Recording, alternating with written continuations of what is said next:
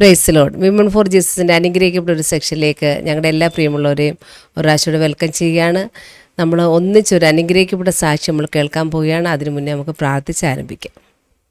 Hallelujah. സ്തോത്രം കർത്താവേ, നന്ദിയോടെ സ്തോത്രം. സ്തോത്രം കർത്താവേ, ഞങ്ങളെ അതിവാത്സ്യമായി സ്നേഹിക്കുന്ന സ്വർഗീയ കർത്താവേ, നല്ല സമയത്തിന് നന്ദിയോടെ സ്തോത്രം. കർത്താവിൻ്റെ പാദപീഠത്തിലേക്ക് ഞങ്ങൾ അടുത്ത് വരുന്ന അപ്പച്ച ഹല്ലേലൂയ. കർത്താവേ, ഇന്നത്തെ ടെസ്റ്റ് മണി ഞങ്ങളുടെ എല്ലാവരുടെയും ജീവിതത്തിൽ കർത്താവേ, അപ്പോൾ അത് കേൾക്കുന്ന ഓരോ പ്രിയമുള്ളവരുടെയും ജീവിതത്തിൽ അത് അനുഗ്രഹവും വിടുതലുമായി കർത്താവ് തീർക്കുന്നതിനായ സ്തോത്രം.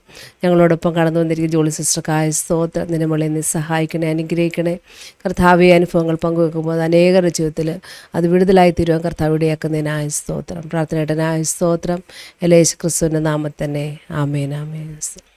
ഇന്ന് നമ്മളോടൊപ്പം തൻ്റെ അനുഭവങ്ങൾ പങ്കുവെക്കാൻ എത്തിയിരിക്കുന്ന രാജസ്ഥാനിൽ നിന്ന് പ്രിയ സിസ്റ്റർ ജോളി പ്രസാദാണ്. പ്രിയ സിസ്റ്റർ നമ്മൾ സ്നേഹത്തോടെ സ്വാഗതം ചെയ്യുന്നു. പ്രൈസ് ലോർഡ് സിസ്റ്ററെ. Praise lord. രാജസ്ഥാനിൽ നിന്നാണ് ജോയിൻ ചെയ്തേക്കുന്നില്ലയോ? അതെ അതെ. നല്ല തണുപ്പാന്ന് തോന്നുന്നു അവിടെ.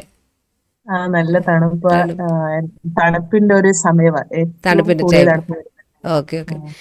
ചൂടും ഇതുപോലെ വരുമല്ലോ ഇല്ലേ? നല്ല ചൂടും ചൂടും നല്ലപോലെ മെയ് ജൂണൊക്കെ ആകുമ്പോൾ നിൽക്കാൻ പറ്റാത്ത ചൂടായിരിക്കും. Okay okay sister. അന്നേരം നമുക്കൊന്ന് പരിചയപ്പെടാം. ജോളി സിസ്റ്റർ നാട്ടിലെവിടാ ജനിച്ചു വളർന്നത്, ഇപ്പോൾ എവിടെ ആയിരിക്കുന്നു, ഫാമിലിയെ പറ്റി എല്ലാം ഒന്ന് നമ്മുടെ പ്രേക്ഷകർക്ക് വേണ്ടി ഒന്ന് പറയാം. ഞാൻ ജനിച്ചു വളർന്നത് തിരുവനന്തപുരം ജില്ലയിലെ കാട്ടാക്കട എന്ന് പറഞ്ഞ സ്ഥലത്താണ്. ഞാനൊരു പെന്തക്കോസ്ത് കുടുംബത്തിലാണ് ജനിച്ച് വളർത്തപ്പെട്ടത്. എൻ്റെ വിവാഹം കഴിഞ്ഞു. എനിക്ക് 2 പെൺമക്കളുണ്ട്. ഒരാളിപ്പോൾ +2 കഴിഞ്ഞ നഴ്സിംഗിലും, ഒരാൾ 9ാം ക്ലാസ്സിലും പഠിക്കുന്നു. മൂത്ത മോളെ ട്രിസ പ്രസാദ്, ഇടയ മോൾ അക്സ പ്രസാദ്, ഹസ്ബൻഡ് പാസ്റ്റർ പ്രസാദ്. ഞങ്ങൾ 18 വർഷങ്ങൾക്ക് മുമ്പ് രാജസ്ഥാനിൽ വന്നു. രാജസ്ഥാനിലെ സവായ് മാധോപൂർ ജില്ലയിലെ ഗംഗാപൂർ സിറ്റി എന്ന് പറയുന്ന സ്ഥലത്ത് കർത്താവിൻ്റെ വേലയിൽ. ഓക്കെ സിസ്റ്റർ, കർത്താവിൻ്റെ വേലയോടനുബന്ധിച്ച് രാജസ്ഥാനിലായിരിക്കുന്നു അല്ലേ? അതെ അതെ അതെ അതെ. നാട്ടിലെവിടാന്നാ പറഞ്ഞത്? തിരുവനന്തപുരം ജില്ലയിലെ കാട്ടാക്കട. തിരുവനന്തപുരം കാട്ടാക്കട. ഊഴനാട് എന്ന് പറയും. ഓക്കെ, അത് ശരി. അവിടെ പേരൻസ് ഒക്കെ ഉണ്ടോ അവിടെ? പപ്പ അമ്മയുണ്ട്, ഒരു സിസ്റ്റർ ഫാമിലി ഉണ്ട്, ഒരു brother family. Okay sister, praise lord. Okay, രണ്ടാമത്തെ. ഓക്കെ, ഇനി നമുക്ക് അനുഭവങ്ങളിലേക്ക് കടക്കാം. ഒത്തിരി അനുഭവങ്ങളുണ്ട്, അതെല്ലാം നമ്മുടെ പ്രേക്ഷകർക്ക് വേണ്ടി പങ്കുവെക്കാം. ദൈവത്തിന് സ്തോത്രം ചെയ്യുന്നു. ഞാൻ കർത്താവിൻ്റെ വേലയിലായിട്ട് 18 വർഷമാകുന്നു. ഇങ്ങനെ ഒരു ചാനലിലൂടെ ദൈവം ഞങ്ങളെ നടത്തിയ വഴികളെക്കുറിച്ചും കർത്താവിൻ്റെ വേലയ്ക്ക് വേണ്ടിയിട്ട് ഞങ്ങളെ ഈ രാജസ്ഥാൻ്റെ മണ്ണിൽ കൊണ്ടുവന്നതും ഒക്കെ നിങ്ങളുമായിട്ട് പങ്കുവെക്കുവാൻ ദൈവം തന്ന അവസരത്തിനായിട്ട് ഞാൻ പ്രത്യേകിച്ച് നന്ദി പറയുന്നു. ആസാദിക് ടിവിക്കും പ്രത്യേകിച്ച് സിസ്റ്ററിന് ഞാൻ എൻ്റെ നന്ദി രേഖപ്പെടുത്തുന്നു. അതുപോലെ തന്നെ എന്നെ ഈ ചാനലിലോട്ട് പരിചയപ്പെടുത്തി എന്നെ ഒത്തിരി എനിക്ക് തോന്നുന്നു ഒരു വർഷം ഏകദേശം ആവും എന്നെ ഇങ്ങനെ സിസ്റ്റർ ഈ ചാനലൊരു സാക്ഷ്യം പറയണമെന്ന് എന്നെ പ്രസ് ചെയ്തുകൊണ്ടിരുന്ന സിസ്റ്റർ സുജോ. അമേരിക്കയിലാണ് പുള്ളിക്കാരി. എൻ്റെ സാക്ഷ്യം അല്ലാതെ കേട്ടിട്ട് അന്ന് മുതലേ എന്നെ ഒത്തിരി നിർബന്ധിച്ചു. അതിന് പ്രകാരം പിന്നെ ഇടയ്ക്കിടയ്ക്ക് പറയും സിസ്റ്റർ കയറിയില്ലല്ലോ എന്ന്. അപ്പോൾ അതിന് പ്രകാരമാണ് ഞാൻ ഈ ചാനലിൽ എൻ്റെ അനുഭവങ്ങൾ പങ്കുവെക്കാൻ വേണ്ടിയിട്ട് വന്നത്. സിസ്റ്ററിനെ ഞാൻ ഈ സമയത്ത് ഓർക്കുന്നു. അതുപോലെ തന്നെ ഞാൻ ഇവിടെ ഈ രാജസ്ഥാനിൽ കൂടെ നിൽക്കുന്ന എൻ്റെ ഫെലോഷിപ്പ്, ബദേൽ ഫെലോഷിപ്പ്, പാസ്റ്റർ കയ്യോഗന്, പാസ്റ്റർ അനുസി, ശൗമേൽ, ബിജു, ദാനിയലൻ, ആ ഒരു ടീമിൻ്റെ കൂടെയാണ് ഞങ്ങൾ 18 വർഷമായിട്ട് കർത്താവിൻ്റെ വേലയിലായിരിക്കണം. അവരെയും ഞാൻ ഈ സമയത്തിൽ ഓർക്കുന്നു. എൻ്റെ സാക്ഷ്യം പറയുവാണെങ്കിൽ ഞാൻ ഇന്നേക്ക് 18 വർഷങ്ങൾക്ക് മുമ്പ് എൻ്റെ മാത്രം പറഞ്ഞാൽ പോരാ, എൻ്റെ ഒരു ബാല്യകാലം തൊട്ടേ കർത്താവ് എന്നെ ഈ വഴിയിലോട്ട് കൊണ്ടുവന്ന് പലവിധമായ ചെറുതും വലുതുമായ അനുഭവങ്ങളുണ്ട്. കർത്താവിൻ്റെ വലിയ പദ്ധതികളുണ്ട്. അതുകൂടെ ഞാൻ പറയാൻ ആഗ്രഹിക്കുന്നു. ഞാൻ എൻ്റെ ചേച്ചിയുടെ വിവാഹം കഴിഞ്ഞ ശേഷം എൻ്റെ വിവാഹത്തിന് വേണ്ടിയിട്ട് എൻ്റെ അമ്മ പ്രാർത്ഥിക്കുന്ന ഒരു സമയമുണ്ടായിരുന്നു. അപ്പോൾ എനിക്ക് ഓർക്കുന്നുണ്ട്, കോന്നിയിൽ നിന്ന് ഒരു പാസ്റ്റർ ഒരു ദിവസം വൈകുന്നേരം വന്നിട്ട് ഇറങ്ങാൻ സമയത്തിന് എൻ്റെ അമ്മയോട് ചോദിച്ച് എന്തെങ്കിലും പ്രാർത്ഥന വിഷയമുണ്ടോ അമ്മയെന്ന് ചോദിച്ചപ്പോൾ എൻ്റെ അമ്മ പറഞ്ഞു, എൻ്റെ മോള് ഉണ്ട്, അവളുടെ വിവാഹത്തിന് വേണ്ടിയിട്ട് പാസ്റ്റർ പ്രാർത്ഥിക്കുന്ന നല്ലൊരു വിവാഹ ബന്ധം കിട്ടാൻ വേണ്ടി. അപ്പോൾ പാസ്റ്റർ പെട്ടെന്ന് കണ്ണടച്ച് പ്രാർത്ഥിച്ചിട്ട് പറഞ്ഞു, ഈ മകളുടെ വിവാഹത്തിന് വേണ്ടിയിട്ട് അമ്മ പ്രാർത്ഥിക്കണ്ട, ദൈവത്തിനൊരു പ്ലാനും പദ്ധതിയൊക്കെ ഉണ്ട് ഈ മോളില്. നിങ്ങൾ പ്രാർത്ഥിക്കുന്ന പോലെ മോളുടെ വിവാഹം നടക്കത്തില്ല എന്ന് പറഞ്ഞു. ഇപ്പം മോളുടെ വിവാഹത്തിന് വേണ്ടി പ്രാർത്ഥിക്കേണ്ട എന്ന് പറഞ്ഞു. ആ പാസ്റ്റർ പോയി. അത് കഴിഞ്ഞ് കുറച്ച് നാൾ കഴിഞ്ഞപ്പോൾ ഞങ്ങളുടെ ചർച്ചിലും ഇതേപോലെ ഒരു ദൈവദാസൻ വന്നു. അന്നേരം ആ ദൈവദാസൻ എൻ്റെ അടുത്ത് ആലോചന ആയിട്ട് പറഞ്ഞു, മോളുടെ വിവാഹം ഒരു അത്ഭുതമായിരിക്കും. അത് ദൈവത്തിന്റെ വേലയ്ക്ക് വേണ്ടിയിട്ട് ദൈവത്തിന്റെ ഇഷ്ടപ്രകാരമുള്ള ഒരു ബന്ധമായിരിക്കും അത് നടക്കുന്നത്. ഭയങ്കര തടസ്സങ്ങൾ ഉണ്ടാകും. മോൾ ആഗ്രഹിക്കുന്ന പോലെയൊന്നും ആയിരിക്കത്തില്ല. പക്ഷെ അതിനുവേണ്ടി പ്രാർത്ഥിക്കണം, അതാണ് ദൈവം ഒരുക്കുന്ന വഴിയെന്ന്. അന്ന് എനിക്ക് തോന്നുന്നു ഒരു 17-18 വയസ്സൊക്കെ കഴിഞ്ഞോളൂ. നിങ്ങൾക്ക് എല്ലാവർക്കും അറിയാം, ആ സമയത്തിലൊക്കെ ഒരു 19-20 വയസ്സാകുമ്പോൾ കല്യാണം കഴിച്ചു വിടണം പിള്ളേരെ. എല്ലാ പേരൻസും ആഗ്രഹിക്കുന്നതാ. അങ്ങനെ ആ ഒരു സമയമായിരുന്നു. അപ്പോ എൻ്റെ അന്നത്തെ ആ ഒരു പ്രായത്തില് ഒരു പ്രാർത്ഥന ഞാൻ ഉണ്ടായിരുന്നു. കർത്താവേ, നീ എന്താണോ ആഗ്രഹിക്കുന്നത്, അങ്ങ് എന്താണോ ആഗ്രഹിക്കുന്നത് അത് മാത്രമേ നടക്കാവൂ. നമ്മൾ പുറമേ മറ്റുള്ളവരുടെ മുൻപാകെ വലിയ വാചകമൊക്കെ അടിച്ച് നടക്കുമെങ്കിലും പേഴ്സണലായിട്ട് ഞാൻ ദൈവത്തോട് ഞാൻ പ്രാർത്ഥിച്ചു. ആ ദൈവം പറഞ്ഞ ആലോചന ഞാൻ എഴുതി വെച്ചു എൻ്റെ ഡയറിയിൽ. അപ്പൊ എനിക്കറിയാം എന്തോ ഒരു വ്യത്യസ്തമാണ് എന്നുള്ള ഒരു ചിന്ത എനിക്ക് അന്നേ ഉണ്ടായിരുന്നു. ഏത് വിവാഹ ആലോചന വന്നാലും ഞാൻ ദൈവത്തോട് പ്രാർത്ഥിക്കുവാനും, ദൈവം അന്ന് പറഞ്ഞതാണെങ്കിൽ മാത്രമേ കർത്താവെ നടക്കാവൂ. ഞാൻ വെള്ളിയാഴ്ച ദിവസം ആ സമയത്ത് ഫാസ്റ്റിംഗ് എടുക്കുമായിരുന്നു. അപ്പോഴൊക്കെ ഞാൻ പറയാം, ദൈവം ആഗ്രഹിക്കാത്തൊന്നും നടക്കരുത് എന്നുള്ള ഒരു ചിന്ത അധികമായിട്ട് എൻ്റെ ഹൃദയത്തിലുണ്ടായിരുന്നു. അപ്പോ അത് കഴിഞ്ഞിട്ട് ഒരു ദേവദാസൻ എന്നോട് പറഞ്ഞു, മോളെ കല്യാണം കഴിക്കുന്ന പയ്യൻ അമ്പലത്തിനകത്ത് മണി കിലുക്കി ഇരിക്കുന്നതേ ഉള്ളൂ, പുള്ളി ഇനി പുറത്തോട്ട് വരണം, ദൈവഭാഗത്ത് വന്നിട്ട് മാത്രമേ മോളുടെ വിവാഹം നടക്കത്തുള്ളൂ എന്ന് ഒരു ദേവദാസൻ എന്നോട് പറഞ്ഞു. അപ്പോഴിങ്ങനെ എന്ന് വെച്ചാൽ കർത്താവിനറിയാം ഇതിന്റെ പ്ലാനുകളെല്ലാം നടക്കുന്ന സമയമാണ്. അപ്പൊ ആലോചന ഇങ്ങനെ തന്നുകൊണ്ടേയിരുന്നു. അപ്പൊ ഞാൻ അതിനെക്കുറിച്ചും ചിന്തിച്ചു. പിന്നെ എനിക്ക് കൂടുതലൊന്നും അന്ന് മനസ്സിലായില്ല. അത് കഴിഞ്ഞു അതേ ഒരു രീതിയിലുള്ള ഒരു വിവാഹ ആലോചനയാണ് എനിക്ക് ഒത്തിരിയും വന്നു. അപ്പോൾ അതുപോലെ ഉള്ള ഒരു ഇതാണ് വന്നത്. പിന്നെ 5 മക്കളില് അപ്പന് പൂജാരിയായിരുന്നു. അപ്പൊ ഏറ്റവും ഇളയ മകനായിരുന്നു. കർത്താവിന് വേണ്ടിയിട്ട് അവരുടെ ദൈവത്തിന് വേണ്ടിയിട്ട് പ്രതിഷ്ഠിച്ച ആളായിരുന്നു. അതിൽ നല്ല ഒറ്റപ്പെട്ട് കുടുംബത്തിൽ നിന്ന് തന്നെ ഏകനായിട്ട് കർത്താവിൽ അറിഞ്ഞു വന്ന ഒരാളുമായിട്ട് വളരെ പ്രതികൂലങ്ങളിലിടയിൽ കൂടെ എൻ്റെ വിവാഹം നടന്നു. നടന്നു. ആ ഭവനത്തിൽ ഞാൻ പോയി. എനിക്ക് ഒരു വിധമായിട്ടുള്ള ഒരു ആത്മീയ സന്തോഷമോ എന്താ ഒരു സപ്പോർട്ടോ മാനുഷ്യമായോ ദൈവികമായോ ഒന്നും കിട്ടിയില്ല. ഭയങ്കര ഒരു ഒറ്റപ്പെടലും ഒരു വല്ലാത്തൊരു നിലകളിൽ കൂടെയൊക്കെ കടന്നു പോകേണ്ടി വന്നു. ആ സമയത്ത് ഞാൻ ദൈവത്തോട് പ്രാർത്ഥിച്ചു, കർത്താവെ, അങ്ങ് പറഞ്ഞതുപോലെ ഞാൻ ചെയ്തു. അപ്പോൾ എനിക്ക് എൻ്റെ ജീവിതത്തിൽ എന്തുകൊണ്ട് ഇങ്ങനെ ചുരുക്കി പറഞ്ഞാൽ എനിക്ക് ആരാധനയ്ക്ക് പോകാനോ ദൈവത്തെ ആരാധിക്കാനോ ഒന്നിനും എനിക്കൊരു സ്വാതന്ത്ര്യമോ ഒന്നും ഇല്ലായിരുന്നു. പിന്നെ എൻ്റെ ഹസ്ബൻഡും അങ്ങ് ഇതായിപ്പോയി. എല്ലാവരുടെയും ഒരു ഇത് വന്നപ്പം ഒരു ഞെരുക്കം പോലെ വന്നപ്പോൾ നമ്മളങ്ങ് സ്റ്റക്കായിപ്പോയി. ആ സമയത്ത് ഞാൻ ദൈവത്തോട് ഉപവസിക്കുകയും പ്രാർത്ഥിക്കുകയും ചെയ്തപ്പോഴത്തേന് എനിക്കൊരു ദൈവാലോചന ഒരു ദൈവദാസനിൽ നിന്നുണ്ടായി. ഈ ഭവനത്തിൽ നിന്ന് നിങ്ങളെ മാറ്റി നിങ്ങൾ വേറൊരു ജില്ലയിൽ പോയി കർത്താവിന് വേണ്ടി പ്രയോജനപ്പെടും, ആത്മീയമായ ദൈവം നിങ്ങളെ കൊണ്ടുപോകും, ദൈവത്തിന്റെ ആലോചന നിവർത്തിക്കുമെന്ന് പറഞ്ഞു. അതിനുവേണ്ടി ഞാൻ പ്രാർത്ഥിച്ചുകൊണ്ടിരുന്നു. വളരെ വിവാഹം കഴിഞ്ഞ പിറ്റേ ആഴ്ച തന്നെ ഞങ്ങളുടെ റൂമിനകത്തൊരു പാമ്പ് കയറി. അപ്പോൾ ആ ഭവനത്തെ കുറിച്ചൊന്നും കൂടുതലൊന്നും എനിക്ക് അറിയത്തില്ലായിരുന്നു. പിന്നെ അറിഞ്ഞ പൂജാ റൂമായിരുന്നു. പാമ്പിനെയാ പൂജിച്ചുകൊണ്ടിരുന്നത്. അപ്പോൾ ഇങ്ങനെ ഒത്തിരി പാമ്പുകൾ ആ വീട്ടിനകത്ത് വരുമായിരുന്നു, ഞാൻ ഉള്ളപ്പോഴും ഇല്ലാത്തപ്പോഴും. അങ്ങനെ എൻ്റെ ഒരു ജ്യേഷ്ഠൻ പറഞ്ഞു, ഈ റൂമിനകത്ത് അപ്പം ഞാൻ മാത്രമാണ് അന്ന് ദൈവത്തെ ആരാധിക്കുന്നത്, ഞാനും എൻ്റെ ഹസ്ബൻഡും. നിന്റെ പ്രാർത്ഥന കൊണ്ടൊന്നും ഇതിനകത്ത് മുന്നോട്ട് പോകാൻ പറ്റത്തില്ല, നീ റൂം വെക്കേറ്റ് ചെയ്തോ, അതിങ്ങനത്തെ ഒരു റൂമായിരുന്നു എന്ന് പറഞ്ഞു. അപ്പം ഞാനത് ചിന്തിച്ചു. എൻ്റെ അന്നത്തെ ആ പ്രായത്തിൽ ഞാൻ ചിന്തിച്ചു. കുറച്ചു നേരം ഞാൻ അന്ന് ഹസ്ബൻഡ് അപ്പോഴും അവിടെ ഇല്ലായിരുന്നു. ഞാൻ കുറച്ചു നേരം ഒറ്റയ്ക്കിരുന്നു. ഞാൻ ചിന്തിച്ചു. ആ ഒരു ശീലം എനിക്ക് ഇന്നും ഉണ്ട്. ദൈവമേ, ഞാനിപ്പോ പേടിച്ച് ഈ റൂം വെക്കേറ്റ് ചെയ്താൽ ഇതിന്റെ സൃഷ്ടികർത്താവിനെയാണ് ഞാൻ ആരാധിക്കുന്നതെന്ന് പിന്നെ പറഞ്ഞിട്ട് വലിയ കാര്യമൊന്നും ഇല്ലല്ലോ ദൈവമേ. ഇതൊരു സൃഷ്ടിയാ, ഞാൻ സൃഷ്ടികർത്താവിനെ ആരാധിക്കുന്നേ. അപ്പൊ ഞാൻ അങ്ങനെ വലിയ പേടി നന്നായിട്ടുണ്ട്. എങ്കിലും ഞാൻ അവരെ മുന്നിൽ അത് കാണിക്കാതെ ദൈവത്തിൽ ആശ്രയിച്ച് ഞാൻ നിന്ന് റൂം വെക്കേറ്റ് ചെയ്തില്ല. പിന്നെ ഞാൻ പ്രാർത്ഥിച്ചു. ഈ പാമ്പിന് പിന്നെ എൻ്റെ കണ്ണിൽ കാണത്തില്ല. പക്ഷെ ഞാനില്ലാത്തപ്പോൾ പാമ്പിന്റെ സ്കിൻ അങ്ങനെ അവിടെ അവിടെയൊക്കെ കിടക്കുന്നതൊക്കെ ഞാൻ കണ്ടിട്ടുണ്ട്. എങ്കിലും അതിന്റെ മധ്യ പിടിച്ച് നിൽക്കാൻ ദൈവം എനിക്ക് ശക്തി തന്നു. ആ റൂം മാറാതെ അതിനകത്ത് തന്നെ അവിടെ എത്ര നാൾ താമസിച്ചു അത്രയും നാൾ അതിനകത്ത് തന്നെ താമസിച്ചു. ഞാൻ പ്രഗ്നന്റ് ആയി. അപ്പോൾ ഒത്തിരി പേര് പറഞ്ഞു എനിക്ക് എൻ്റെ കുഞ്ഞിനെ കിട്ടത്തില്ല. ഹസ്ബൻഡ് ശിവപൂജ ചെയ്തുകൊണ്ടിരുന്ന ആളാ, അത് വിട്ടേച്ചു വന്നു. അപ്പോൾ അങ്ങനെ ഒരു തലമുറ ഭൂമിയിൽ ജനിക്കത്തില്ല. ഭവനത്തിലുള്ളവരും ആ, ആ, ആ, വീട്ടിനകത്തുള്ളവരും പുറത്തുള്ളവരൊക്കെ പറഞ്ഞു ഒരിക്കലും അത് ആഗ്രഹിക്കേണ്ട ഒരു തലമുറ കിട്ടുമെന്ന്. നിനക്കറിയത്തില്ല അവൻ ആരായിരുന്നെന്ന്. ഞാൻ ദൈവത്തോട് പറഞ്ഞു, കർത്താവെ എനിക്കറിയില്ല, എനിക്കൊന്നും അറിയില്ല, പക്ഷേ അങ്ങ് എന്നോട് പറഞ്ഞത് ഞാൻ ചെയ്തു. അങ്ങിൽ ഇപ്പോഴും എൻ്റെ ആശ്രയമാണ്. വളരെ പ്രതികൂലങ്ങൾ വന്നു. മോളുണ്ടായിരുന്ന സമയത്ത് അത് എൻ്റെ വയറ്റിൽ വെച്ച് തന്നെ നശിച്ചു പോകേണ്ട, ഇല്ലാതെ ഇതായി പോകേണ്ട അവസരങ്ങൾ പലതും വന്നു. ഒത്തിരി കഷ്ടത, ഞാൻ അതൊന്നും വിശദീകരിക്കാൻ ആഗ്രഹിക്കുന്നില്ല. ഞാൻ നടന്നു പോകുമ്പോൾ എൻ്റെ രണ്ട് കാല് ഇല്ലാത്ത പോലെ എനിക്ക് തോന്നും, ഞാൻ അങ്ങ് വീഴും. പിന്നെ എനിക്ക് ഒരു നിമിഷം തോന്നും എനിക്ക് രണ്ട് കാലില്ല. അപ്പം നിങ്ങളൊന്ന് ചിന്തിച്ചു നോക്കണം എങ്ങനെ. ഞാൻ പ്രഗ്നൻസിയിൽ ഒത്തിരി വീഴ്ച ഞാൻ അതുപോലെ വീണു. അതുപോലെ പിശാചിനെല്ലാം ഞാൻ മുഖാമുഖം കണ്ട സമയങ്ങളായിരുന്നു.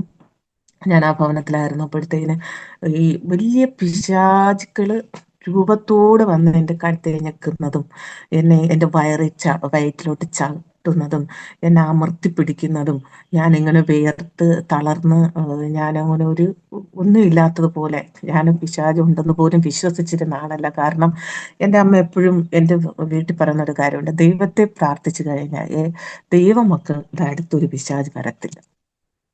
അപ്പോൾ ആ ഒരു വിശ്വാസത്തിലാണ് ഞാൻ വളർന്നത്. എന്ന് വെച്ചാൽ ഈ പിശാച് നമുക്കുള്ളവരെല്ലാം നമ്മുടെ അടുത്ത് വരത്തില്ല. പക്ഷെ അതിൻ്റെ ആഴവും നീളവും കാര്യകാരണങ്ങളെല്ലാം അറിഞ്ഞത് ഞാൻ പിന്നീടായിരുന്നു. അപ്പോൾ എന്നെ ഇങ്ങനെ അമർത്തുന്ന ആകാശത്ത് നിന്ന് തന്നെ ഈ പൈശാചിക ശക്തികൾ എൻ്റെ വയറ്റിലോട്ട് വന്ന് ചവിട്ടുന്നത് വരെ ഞാൻ ഫീൽ ചെയ്തിട്ടുണ്ട്. അങ്ങനെ ഒത്തിരി ഞാൻ എന്നിട്ട് ഞാൻ ആരോടും പറഞ്ഞില്ല. എനിക്ക് ആ റൂം വെക്കേറ്റ് ചെയ്യാനും അങ്ങനെ ഒന്നും എനിക്ക് താല്പര്യമില്ലായിരുന്നു. പക്ഷെ അത് കഴിഞ്ഞ് ഒരു 6-7 മാസമൊക്കെ ആയപ്പം, ഒരു 8 മാസത്തോളം ആയപ്പോഴത്തേന് എൻ്റെ അമ്മ ചർച്ചിൽ ആരാധിച്ചുകൊണ്ടിരുന്നപ്പോൾ ഒരു പ്രവാചകൻ അവിടെ 21 ഡേയ്സ് ഫാസ്റ്റിംഗ് പ്രെയർ ആയിരുന്നു. എൻ്റെ അമ്മയുടെ തലയിൽ പ്രസംഗിച്ചുകൊണ്ടിരുന്ന സമയത്ത് എൻ്റെ അമ്മയുടെ തലയിൽ വന്ന് കൈവച്ചിട്ട് പറഞ്ഞു, നിന്റെ തലമുറയുടെ ഉദരത്തിൽ വളരുന്ന കുഞ്ഞിനെയും നിന്റെ തലമുറയും നശിപ്പിക്കേണ്ടതിന് പിശാചിന്റെ ശക്തി അവരിൽ വ്യാപരിക്കുന്നുണ്ട്. അവരെ ആ ഭവനത്തിൽ നിന്ന് മാറ്റണം. അമ്മ പിറ്റേന്ന് ഒരു ഓട്ടേറ്റ് വന്ന് എന്നെ, ഞാൻ പ്രഗ്നന്റ് ആയിരുന്നു, 8 മാസത്തോളമായി, എന്നെ എൻ്റെ വീട്ടിൽ കൊണ്ടുവന്നു. പിന്നെ എൻ്റെ ഡെലിവറി ഒക്കെ കഴിഞ്ഞു. ഞാനൊരു ഹിന്ദു ഹോസ്പിറ്റലിലാണ് എൻ്റെ ഡെലിവറി നടന്നത്. അപ്പോൾ ആ ഡോക്ടർ ലാസ്റ്റിൽ എൻ്റെ അമ്മയോട് പറഞ്ഞു, ഞങ്ങളാ കഴിയുന്ന എല്ലാം ചെയ്തു, ഇതെന്തെന്ന് ഞങ്ങൾക്ക് മനസ്സിലാകുന്നില്ല. സിസേറിയൻ ചെയ്യാനും പറ്റുന്നില്ല, നോർമൽ ഡെലിവറി നടക്കുന്നില്ല. അപ്പം കുഞ്ഞ് അങ്ങനത്തെ ഒരു സ്റ്റേജിൽ നിന്ന് വരുമ്പോൾ കുഞ്ഞിന് ബുദ്ധിപരമായിട്ട് പലതും സംഭവിക്കാം. നിങ്ങൾ വിളിക്കുന്ന ദൈവത്തെ വിളിച്ച് പ്രാർത്ഥിക്കുന്നു പറഞ്ഞു.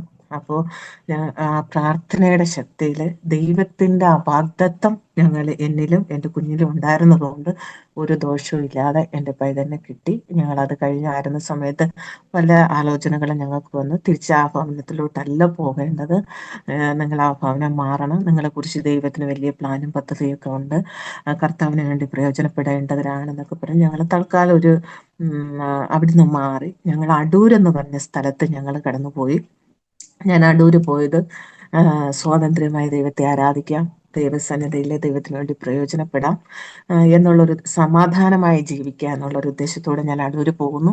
അവിടെ പോയപ്പോഴും എൻ്റെ കഷ്ടതകളോ ഭാരങ്ങളോ ഒന്നും മാറിയില്ല. ആ സമയത്ത് ഹസ്ബൻഡിന് പെട്ടെന്ന് ഒരു അസുഖം വന്നു. അടൂര് ഹോളി ക്രോസ് ഹോസ്പിറ്റലിൽ നിന്ന് ഹസ്ബൻഡ് മരിച്ചു പോയി എന്ന് പറഞ്ഞ് തിരുവനന്തപുരത്തോട്ട് വിട്ടു. പെട്ടെന്ന് പുള്ളി ബോധരഹിതനാകുകയും കൈകാലുകളെല്ലാം മടങ്ങി ഒടിഞ്ഞു. അതെല്ലാം കർത്താവിൻ്റെ ദാസന്റെ സാക്ഷി, കർത്താവിൻ്റെ ദാസൻ തന്നെ പറയുന്നതായിരിക്കും നല്ലത്. അപ്പം ഞാൻ പറഞ്ഞു വന്നത്, ഞാൻ ഒറ്റപ്പെട്ട ഒരു സാഹചര്യം, ഞാൻ ആ വീട്ടുകാരെല്ലാം വിട്ടു. ഞാൻ അടൂർ എന്ന് പറഞ്ഞ പ്രദേശത്ത് ചായലോട് IPC ചർച്ചുമായിട്ട് ബന്ധപ്പെട്ട ഞങ്ങളപ്പോൾ ആരാധിക്കുന്ന ഒരു സുപ്രഭാതത്തില് വീടിൻ്റെ അടുത്തുള്ള ഒരു മർത്തോമക്കാരാ, പെട്ടെന്ന് ഹസ്ബൻഡിന്റെ അസുഖം വന്ന് അവിടെ ചുറ്റുപാടുള്ളവരെല്ലാം ഹോസ്പിറ്റലിൽ കൊണ്ടുപോയി. ഞാനും എൻ്റെ 1 വയസ്സ് പ്രായമുള്ള കുഞ്ഞുമായിരുന്നു. അപ്പോൾ എനിക്ക് രാത്രിയിലായി സംഭവിച്ചത്. ആണുങ്ങളെല്ലാവരും കൂടെ ഹോസ്പിറ്റലിൽ കൊണ്ടുപോയി. അന്ന് ചർച്ചിൽ ഒരു മീറ്റിംഗ് നടക്കുന്നുണ്ട്, ഞങ്ങൾക്ക് അസുഖമായിട്ട് പോകാൻ പറ്റിയില്ല.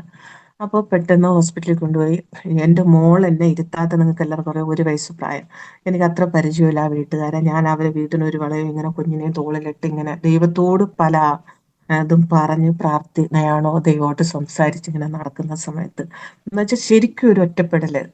ഞാൻ വഴിയിലായിപ്പോയതുപോലെ, എന്ത് ചെയ്യണം എന്നറിഞ്ഞൂടാത്തൊരു സാഹചര്യത്തിൽ ഞാൻ ആ വീടിൻ്റെ ഒരു വള ഇങ്ങനെ കറങ്ങി വന്നപ്പോൾ ആ ജനലിൻ്റെ സൈഡ് വന്നപ്പോൾ ഒരു ഫോൺ കോൾ വന്നു. അമ്മാമ്മ എടുത്തു.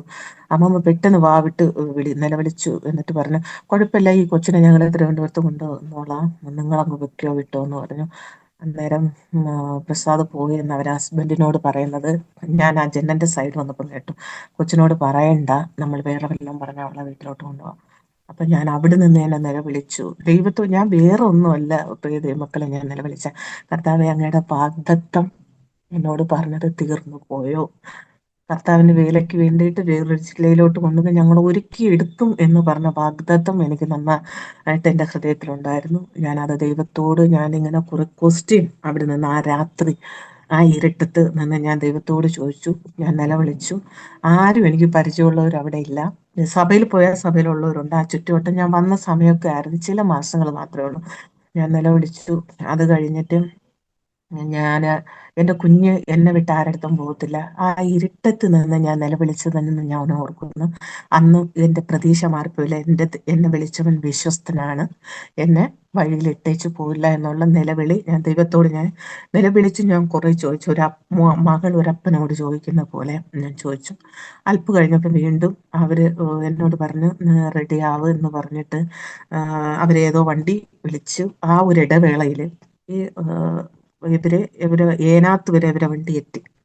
നിങ്ങൾക്ക് എല്ലാവർക്കും ആ ഭാഗത്തുള്ളവർക്കൊക്കെ അറിയായിരിക്കും. അവിടെ ഒരു ഏനാത്തിന്റെ പാലത്തിന്റെ അവിടെ എത്തിയപ്പം ഹസ്ബൻഡിന് ഒരു ചെറിയ എന്താ പറയുന്നത്, എൻ്റെ ആങ്ങളയുടെ മടിയിലാണ് കിടന്നത്. അപ്പൊ ആങ്ങളയുടെ കണ്ണുനീര് നെഞ്ചിൽ വീണ് തണുപ്പടിച്ചെന്നാ പറയുന്നത്.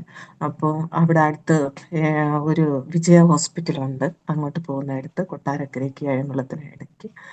അവിടെ അവര് ജസ്റ്റ് ഒന്ന് കയറ്റി 5 ദിവസം അവര് ഒബ്സർവേഷനിൽ വെച്ചിരുന്നു. അവര് പുതിയൊരു രോഗമാണ്, പുള്ളീനെ എഴുന്നേറ്റ് നടക്കത്തില്ല, തളർന്ന് കിടക്കത്തേ ഉള്ളൂ. എൻ്റെ ആങ്ങളോട് ചോദിച്ചു, വിവാഹിതനാണോ, കുഞ്ഞുങ്ങളുണ്ടോ? അപ്പോൾ അവന് വിവാഹിതനാണ്, ഒരു മോളുണ്ട്. നന്നായി, ഇനി പുള്ളി ഇങ്ങനെ കിടക്കത്തേ ഉള്ളൂ എന്ന് പറഞ്ഞു. 5 ദിവസം അവിടെ ആയിരുന്നു. പക്ഷേ ദാസൻ പറഞ്ഞതെന്ന് വെച്ച് കഴിഞ്ഞാൽ, ഈ കണ്ണുനീര് വീഴുന്ന സമയത്ത് കർത്താവ് പുള്ളിയോട് ചോദിച്ചു, നിനക്ക് എൻ്റെ വേല ചെയ്യാൻ പറ്റുമോ?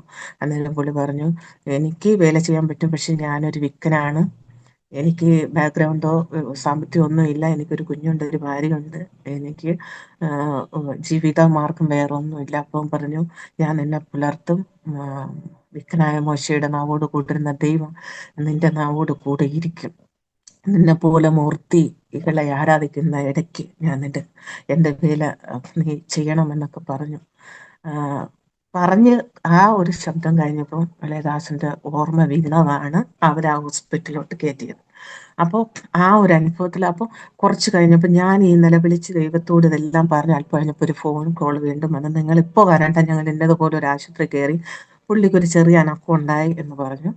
5 ദിവസം അവരവിടെ വെച്ചിട്ട് എന്ത് രോഗമെന്ന് കണ്ടുപിടിക്കാൻ കഴിഞ്ഞില്ല. പിന്നെ അവരവിടെ നിന്ന് തിരിച്ചു മടക്കി കൊണ്ടുവന്നു. ഞങ്ങൾ 3 ദിവസം അന്ന് ഹസ്ബൻഡ് എന്നോട് പറഞ്ഞതെന്ന് വെച്ചാൽ, അപ്പോഴെനിക്ക് വീട്ടിൽ വരണമെന്ന് തോന്നി, എനിക്ക് നിന്നെയും കുഞ്ഞുങ്ങളെയും കാണുമെന്നാണ് തോന്നി, എനിക്ക് ഒരു കുഴപ്പമില്ല, എൻ്റെ എല്ലാ ശരീരഭാഗങ്ങൾ അനങ്ങുന്നുണ്ട്, പക്ഷെ അവരെന്നെ വിട്ടില്ല. അതുകൊണ്ടാണ് 5 ദിവസം അവിടെ ഇരിക്കുന്നത്. IPC ചർച്ച് ഞങ്ങളോട് നല്ല സഹകരിച്ചു. അവർ പറഞ്ഞു, പ്രസാദെ, നീ കർത്താവിൻ്റെ വേലയ്ക്കുള്ളവനാണ്, ദൈവം നിന്നെ തൊട്ടത്, നീ വേലയ്ക്ക് ഇറങ്ങാനുള്ള ഒരു മുഖാന്തരമാണെന്നൊക്കെ പറഞ്ഞു. അവർ ഫാസ്റ്റിംഗ് പ്രെയർ വെച്ചു. 3 ദിവസം ഞങ്ങൾ പുതിയൊരു അഭിഷേകത്താൽ ബലത്താൽ ഞങ്ങൾ നിറഞ്ഞു. അന്ന് മുതൽ ഞങ്ങൾ പ്രാർത്ഥിച്ചു, കർത്താവിൻ്റെ വേലയ്ക്ക് വേണ്ടിയിട്ട് ഇറങ്ങാൻ തീരുമാനിച്ചു. അത് കഴിഞ്ഞിട്ട് കർത്താവിൻ്റെ ദാസന് ദൈവം ഒരു ദർശനം കൊടുത്ത് ഹിന്ദി ഭാഷ എഴുതി കാണിച്ചിട്ട് പറഞ്ഞു, ഈ ഭാഷ സംസാരിക്കുന്നവരിടയ്ക്ക് നീ പോയി കർത്താവിൻ്റെ വേല ചെയ്യണം. അതെന്നോട് പറഞ്ഞു. ഞാൻ ഒരു ശതമാനം പോലും പ്രിയ ദൈവമക്കളെ അംഗീകരിച്ചില്ല. കാരണം വേറൊന്നുമല്ല, എനിക്ക് കർത്താവിൻ്റെ വേല ചെയ്യണം, കേരളത്തിൽ ചെയ്യണം. എന്ന് വെച്ചാൽ ഹിന്ദു ആയിരുന്ന അടുത്തുനിന്ന് ദൈവം വിളിച്ച് വേർതിരിച്ചു. അപ്പം പുള്ളിയും ദൈവവചനം പഠിച്ചിട്ടുണ്ടായിരുന്നു, പഠിച്ചിട്ട് വീണ്ടും മാറി നിന്നതായിരുന്നു. ഞാനും സ്വല്പമൊക്കെ ഞാനും പഠിച്ചിട്ടുണ്ട്. അപ്പോൾ കേരളത്തിൽ നമുക്ക് ചെയ്യാം. അതിൻ്റെ ഇടയ്ക്ക് തന്നെ ഞങ്ങളുടെ അവിടുത്തെ ചർച്ചിലെ ഒരു പാസ്റ്ററിൻ്റെ അമ്മായിയപ്പന് ഒരു ചെറിയൊരു കൂടിവരം ഉണ്ടായിരുന്നു. ആ അങ്കിൾ പറഞ്ഞു, നിങ്ങളെ ഏൽപ്പിക്കാം, നിങ്ങൾ ഈ ഞായറാഴ്ച ദിവസം വൈകിയ സമയത്ത് അത് ചെയ്യണം. അങ്ങനെ നിങ്ങൾക്ക് വളരാം, ഇവിടെ നിന്ന് വളരണം. ഞാൻ ഒട്ടും സമ്മതിക്കാത്ത കാര്യം, ഞങ്ങൾക്കൊരു ദൈവവേല ചെയ്യാനുള്ള ഒരു ആത്മീയ വളർച്ച ഞങ്ങളിൽ ഇല്ല എന്നുള്ളൊരു ബോധ്യം കൊണ്ടാണ്. ഞാൻ കേട്ടിട്ടുണ്ട്, നോർത്ത് ഇന്ത്യയിലൊക്കെ പോകണമെങ്കിൽ ഒത്തിരി എന്താ വേണം, അഭിഷേകം നമുക്ക് വേണം, ഒത്തിരി കൃപാവരങ്ങൾ നമുക്ക് വേണം, പിശാചിനോട് പോരാടി നിൽക്കാനുള്ള ഒരു ആത്മശക്തി. കർത്താവ് കൃപാവരങ്ങൾ എല്ലാവർക്കും ഒന്നുപോലെ അല്ല കൊടുത്തിട്ടുള്ളത്. ആ ഒരു ബോധ്യത്തിലാണ് ഞാൻ നോർത്ത് ഇന്ത്യ പോകത്തില്ല. അപ്പൊ നിങ്ങൾക്ക് മനസ്സിലായി കാണും ഞങ്ങൾക്ക് എന്താ ഉണ്ടായിരുന്നത്. ഞങ്ങൾ വലിയ വിദ്യാഭ്യാസപരമായോ ആത്മീയമായോ വലിയ ഡെവലപ്മെന്റ് ഉള്ളവരൊന്നും അല്ലായിരുന്നു. അതുകൊണ്ട് ഞാൻ വിചാരിച്ചത് കേരളത്തിൽ നിന്നും നമ്മളൊന്ന് വളർന്ന് പന്തലിച്ച് നമുക്ക് ഇറങ്ങാന്നുള്ള ഒരൊറ്റ ഇതായിരുന്നു. അതും കർത്താവിന് അറിയായിരുന്നു. അത് കഴിഞ്ഞപ്പോഴത്തേന് എൻ്റെ അടുത്ത് പറഞ്ഞു, ഇതുപോലെ നമുക്ക് ഞാൻ ഇങ്ങനെ ഒരു ദർശനം കണ്ടു. അപ്പം ഞാൻ പറഞ്ഞു, കുഴപ്പമില്ല, നമുക്ക് പിന്നീട് പോവാം, ഇപ്പം കുറച്ച് നാൾ കേരളത്തിലായിരിക്കും, ഇപ്പം എന്തായാലും ഞാൻ വരത്തില്ല എന്ന് പറഞ്ഞു. എന്ന് വെച്ചാൽ ചായലോട് ചർച്ച് നല്ല ആത്മീയ സപ്പോർട്ടായിരുന്നു, നമുക്ക് ഇന്ന് ആരാധനകളും കാര്യങ്ങളൊക്കെ ഒരു ആത്മീയ സന്തോഷം കിട്ടുന്നുണ്ടായിരുന്നു. ഞാനായിരുന്ന മേഖല അതായിരുന്നു ആദ്യം. ഒട്ടും എനിക്ക് അതില്ലാത്ത എടുത്തുനിന്ന് ഞാൻ ഇവിടെ ഒട്ട് വന്നപ്പോൾ എനിക്ക് ഇത് തന്നെ ഒരു എല്ലാമായിട്ട് എനിക്ക് തോന്നി. അത് കഴിഞ്ഞിട്ട് ഈ ദർശനം എളിയദാസന്റെ ഹൃദയത്തിൽ എപ്പോഴും ഉണ്ടായിരുന്ന, ഇടയ്ക്കിടയ്ക്ക് പറയും. ഞാൻ അത് കഴിഞ്ഞൊരു ഫാസ്റ്റിംഗ് പ്രേയറിന് ചെന്നപ്പോൾ ഒരു ദേവദാസൻ എൻ്റെ തലയിൽ വന്ന് കൈവച്ചിട്ട് പറഞ്ഞു, "ഉം, മോളെ, നിങ്ങൾക്ക് കർത്താവിന്റെ വേല ചെയ്യാൻ നിങ്ങളെ വിളിച്ചിട്ടുണ്ട്. അത് എവിടെ ചെയ്യണം, എങ്ങനെ ചെയ്യണമെന്ന് ഹസ്ബൻഡിനെ അറിയിച്ചിട്ടുണ്ട്, ദൈവം കാണിച്ചിട്ടുണ്ട്. മോൾ അത് ഏറ്റെടുത്തിട്ടില്ല, ഏറ്റെടുത്ത് എത്രയും പെട്ടെന്ന് ഇറങ്ങിക്കോ." ഞാൻ അന്ന് തൊട്ട് ഞാൻ പ്രാർത്ഥിക്കാൻ തുടങ്ങി, കർത്താവ് ഇനി ദൈവം പറഞ്ഞു നമുക്കത്. അപ്പം ഹസ്ബൻഡ് പറഞ്ഞു ഓക്കെ, നമ്മളൊന്ന് മാറ്റിവെച്ചു. ദൈവം പ്രവാചകനിലൂടെ അറിയിച്ചപ്പോൾ എനിക്ക് പിന്നെ ഒരു സമാധാനക്കേടായി, എങ്ങനെയും അവിടെ എത്താം. ഞാൻ പിന്നെ പ്രാർത്ഥിക്കാൻ തുടങ്ങി, ഉപവസിക്കാൻ തുടങ്ങി, എഴുതി വെച്ച് പ്രാർത്ഥിക്കാൻ തുടങ്ങി. കർത്താവ് എത്രയും വേഗം ഞാൻ പൊയ്ക്കോളാം, എങ്ങനെ ഞങ്ങൾ എങ്ങനെ പോകും, എന്ത് ചെയ്യും. അങ്ങനെ ഇരിക്കും. ഞാൻ ഒരു രോഗി കാണാൻ, ഒരു ആൻറ്റി, അസുഖമായിട്ടിരുന്ന ആൻറ്റിയെ കാണാൻ പോയപ്പോൾ ഞാൻ പറക്കോട്, കുറച്ച് പേർക്കൊക്കെ അറിയായിരിക്കും, സഹിച്ചാ മിനിമം എന്ന് പറഞ്ഞ ഗ്ലാസ് കടയൊക്കെ ഇട്ടേക്കുന്നത്, അവരുടെ വീട്ടിൽ എല്ലാ വ്യാഴാഴ്ച ഒരു മധ്യസ്ഥ പ്രാർത്ഥനയുണ്ട്. ആ അമ്മാമ്മ ഞാൻ പരിചയപ്പെട്ടു വേറൊരു വീട്ടിൽ വെച്ച്. ഞാൻ അവരോട് ചെന്ന് അങ്ങോട്ട് പറഞ്ഞു, അമ്മാമ്മ ഞങ്ങൾക്ക് വേണ്ടി പ്രാർത്ഥിക്കണം, ഞങ്ങൾ കർത്താവിൻ്റെ വേല ചെയ്യാൻ വേണ്ടിയിട്ട് ഇങ്ങനെ നിൽക്കുക, അപ്പോൾ അതിൻ്റെ മുഖാന്തരങ്ങൾക്ക് വേണ്ടി ഞങ്ങൾ പ്രാർത്ഥിച്ചുകൊണ്ടിരിക്കുകയാണ്. അന്നേരം അമ്മമ്മ പെട്ടെന്ന് പറഞ്ഞു, മോളെ, അങ്ങനെയുള്ളവർക്ക് വേണ്ടി എൻ്റെ വീട്ടിൽ എല്ലാ വ്യാഴാഴ്ചയും ഒരു ആരാധനയും മധ്യസ്ഥ പ്രാർത്ഥനയുണ്ട്, നിങ്ങൾ വന്നാൽ മതി, ഞങ്ങൾ പ്രാർത്ഥിക്കാം. അവിടെ പ്രിയദൈവമക്കളെ പോയി തുടങ്ങി 2-3 ആഴ്ച കഴിഞ്ഞപ്പോഴത്തേന് അവിടെ ഒരു ഗുഡ്നസ് ഇരിപ്പുണ്ടായിരുന്നു. ഒരു ഡേറ്റിൽ 2 ഗുഡ്നസ്. ഞാൻ എൻ്റെ ഈ സാക്ഷ്യങ്ങൾ പലയിടത്തും പറഞ്ഞിട്ടുണ്ട്, പക്ഷെ നിങ്ങൾക്ക് കേൾക്കുമ്പോൾ നിസ്സാര കാര്യമായിട്ട് തോന്നും. പക്ഷേ ദൈവത്തിന്റെ പദ്ധതികളും ദൈവം കടത്തി വിടുന്ന വഴികളും നമ്മൾ തിരിച്ചറിയണം. ചിലപ്പോഴൊക്കെ നമുക്ക് തോന്നും, ഓ ഇതിനകത്ത് എന്തിരിക്കുന്നു, ദൈവം വലിയവനല്ലയോ, വലിയ കാര്യങ്ങളല്ലോ ചെയ്യുന്നത്. ദൈവം ചെറിയ കാര്യങ്ങളിലൂടെയും, കാരണം നമ്മുടെ വിശ്വാസത്തെ കർത്താവിന് അറിയണം, നമ്മുടെ കർത്താവിന്റെ പദ്ധതികളെ നമ്മൾ തിരിച്ചറിയണം. അപ്പൊ അതിനുവേണ്ടി ദൈവം കടത്തിവിടുന്ന മേഖല നമുക്ക് ഒന്നും പറയാൻ പറ്റത്തില്ല. ഈ ഗുഡ് ന്യൂസ് ഞാൻ എടുത്തപ്പം ഇതൊക്കെ തിരിച്ചറിയണമെങ്കിൽ നമ്മൾ അതിനുവേണ്ടി വാഞ്ചിക്കുകയും പ്രാർത്ഥിക്കുകയും കൂടെ ചെയ്യണം. അതുകൂടെ ഞാൻ പറയാം. ഈ ഗുഡ് ന്യൂസ് ഞാൻ എടുത്തപ്പം ഒരു ഡേറ്റ് 2 ഗുഡ്നസ്. അവര് വലിയ വീടാ, വലിയ ആൾക്കാരാ. ഞങ്ങളെ സംബന്ധിച്ച് ഞങ്ങളൊന്നുമില്ല. അവിടെ പോയി അവർ ആരാധന കഴിയുമ്പോൾ ചായയൊക്കെ എല്ലാവർക്കും കൊടുക്കും. ആ ചായ കുടിക്കുന്ന ഇടയിൽ ഈ ഗുഡ്നസ് ഞാൻ നോക്കിയപ്പോൾ 2 ഇരിക്കുന്നു. ഇന്നത്തെ പോലെ ഈ വലിയ മൊബൈലും കാര്യങ്ങളും സോഷ്യൽ മീഡിയ ഒന്നുമില്ല. അപ്പോൾ ഞാൻ വിചാരിച്ചു ഇത് വെറുതെ ഇരിക്കുമ്പോൾ ഒന്ന് വായിക്കാം. എടുത്ത് ഞാൻ അമ്മമ്മയോട് ചോദിച്ചു, ഇത് എടുത്തോട്ടെ. അന്നേരം പറഞ്ഞു, മോൾ എടുത്തോ എന്ന് പറഞ്ഞു. ഇത് ഞാൻ ചുരുട്ടി എൻ്റെ ബാഗിൽ വെച്ചപ്പോൾ വേറൊരാൾ വന്ന് എടുത്തോണ്ട്, അത് അവരുടെ ഒരു കസിനായിരുന്നു. അപ്പോൾ ഞാനത് കണ്ടു. ഞാനങ്ങ് കുഴപ്പമില്ല, അങ്ങ് പോട്ടെ എന്ന് വെച്ച് മാറി നിന്നു. അവസാനം ഞാൻ അവിടെ നിന്ന് പടി ഇറങ്ങുന്ന സമയത്ത് പുള്ളിയുടെ കയ്യിൽ ഇത് ഇരിക്കുന്നുണ്ട്. അമ്മമ്മ ഓടി വന്ന് ചോദിച്ചു, ഈ ഗുഡ് ന്യൂസ് എവിടെ നിന്നാ നിനക്ക്? അത് ഇവിടെ ഒരു ബാഗിരുന്ന് അതിനകത്ത് ഇരുന്നതാ. അന്നേരം അമ്മമ്മ പറഞ്ഞു, ഇത്രയും കാശുള്ള നിനക്കത് വരുത്തി വായിക്കാൻ പറ്റിയില്ലേ, നീ കൊടുക്കാൻ കൊച്ചെടുത്തതാന്ന് പറഞ്ഞു. ഇങ്ങി തന്നു. ഞാൻ കൊണ്ട് രാത്രി എൻ്റെ വീട്ടിൽ വെച്ചു. രാവിലെ ഞാൻ ചായ ഉണ്ടാക്കുന്ന സമയത്ത് രാവിലെ പ്രാർത്ഥിച്ച് എണീച്ചതും, കർത്താവെ, ഞങ്ങൾ എവിടെ പോകണം, എങ്ങനെ പോകണം, എവിടെ നിന്റെ വേല ചെയ്യണം, ഞങ്ങളെ കൊണ്ടുപോകണം. അപ്പൊ എൻ്റെ ഹസ്ബൻഡ് ഇതിനിടയ്ക്ക് എന്നോട് പറഞ്ഞു, നമുക്ക് ഉപവസിച്ച് പ്രാർത്ഥിച്ച് വീട്ടിയിരിക്കാൻ, ദൈവം നമ്മളങ്ങ് കൊണ്ടുപോകും, നമ്മളെയൊക്കെ ഏൽപ്പിച്ചോളൂ. അപ്പൊ ഞാൻ ചിലപ്പോൾ ചിന്തിക്കും, കർത്താവേ, അത് അങ്ങനെ നടക്കുമോ? നമ്മൾ ഇറങ്ങാതെ, നമ്മൾ ശ്രമിക്കാതെ, എന്ന് വെച്ചാൽ നമ്മൾ അറിയുന്നവരാരും ഇല്ല നമുക്കൊന്ന് എന്തെങ്കിലും ഒന്ന് ചോദിക്കുകയാണെങ്കിലും. അത് കഴിഞ്ഞു, ഇത് കൊണ്ട് തന്നു. ഈ ഗുഡ് ന്യൂസ് രാവിലെ ഞാൻ ഈ ചായ വെക്കുന്ന സമയത്ത് എൻ്റെ ഹൃദയത്തിൽ ആരാണ്ട് പറയാ ഗുഡ്നസ് നോക്ക് നോക്ക്. ഞാൻ ആ ചായ സിമ്മിന് ആക്കി വെച്ചിട്ട് ഈ ഗുഡ്നസ് എടുത്ത് നോക്കി ഇങ്ങനെ നിവർത്തിയപ്പോൾ അതിനകത്ത് നോർത്ത് ഇന്ത്യയിലേക്ക് ദൈവവിളിയുള്ളവർക്ക് 3 മാസത്തെ ട്രെയിനിങ്ങും ഞങ്ങൾ തന്നെ ഫീൽഡിൽ അവരെ എത്തിക്കുകയും ചെയ്യും.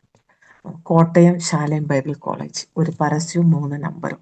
അന്നേരം തന്നെ ഞാൻ വിളിച്ചു, അവരുമായിട്ട് സംസാരിച്ചു. അന്നേരം പറഞ്ഞ ഹസ്ബൻഡ് വരുമ്പോൾ വിടണം, ഓക്കെ എല്ലാം പറഞ്ഞു. അപ്പൊ എൻ്റെ ഓർമ്മ എന്തെങ്കിലും ഒരു വയസ്സായ കുഞ്ഞ് എനിക്കുണ്ട്, എനിക്ക് മാറി നിൽക്കാൻ പറ്റത്തില്ല. ഹസ്ബൻഡ് പോയി അറ്റൻഡ് ചെയ്തിട്ട് വരുമ്പോൾ നമുക്ക് ഫാമിലി ആയിട്ട് പോകാം. അതെല്ലാം പറഞ്ഞു. ഹസ്ബൻഡ് വരുന്നതിന് മുമ്പ് ഞാൻ എല്ലാം റെഡിയാക്കി വെച്ചു. അല്പം കഴിഞ്ഞപ്പോൾ ആ സാറന്മാർ തിരിച്ചു വിളിച്ചു, സിസ്റ്ററെ ഞങ്ങൾ നിങ്ങൾക്ക് വേണ്ടി പ്രാർത്ഥിച്ചു.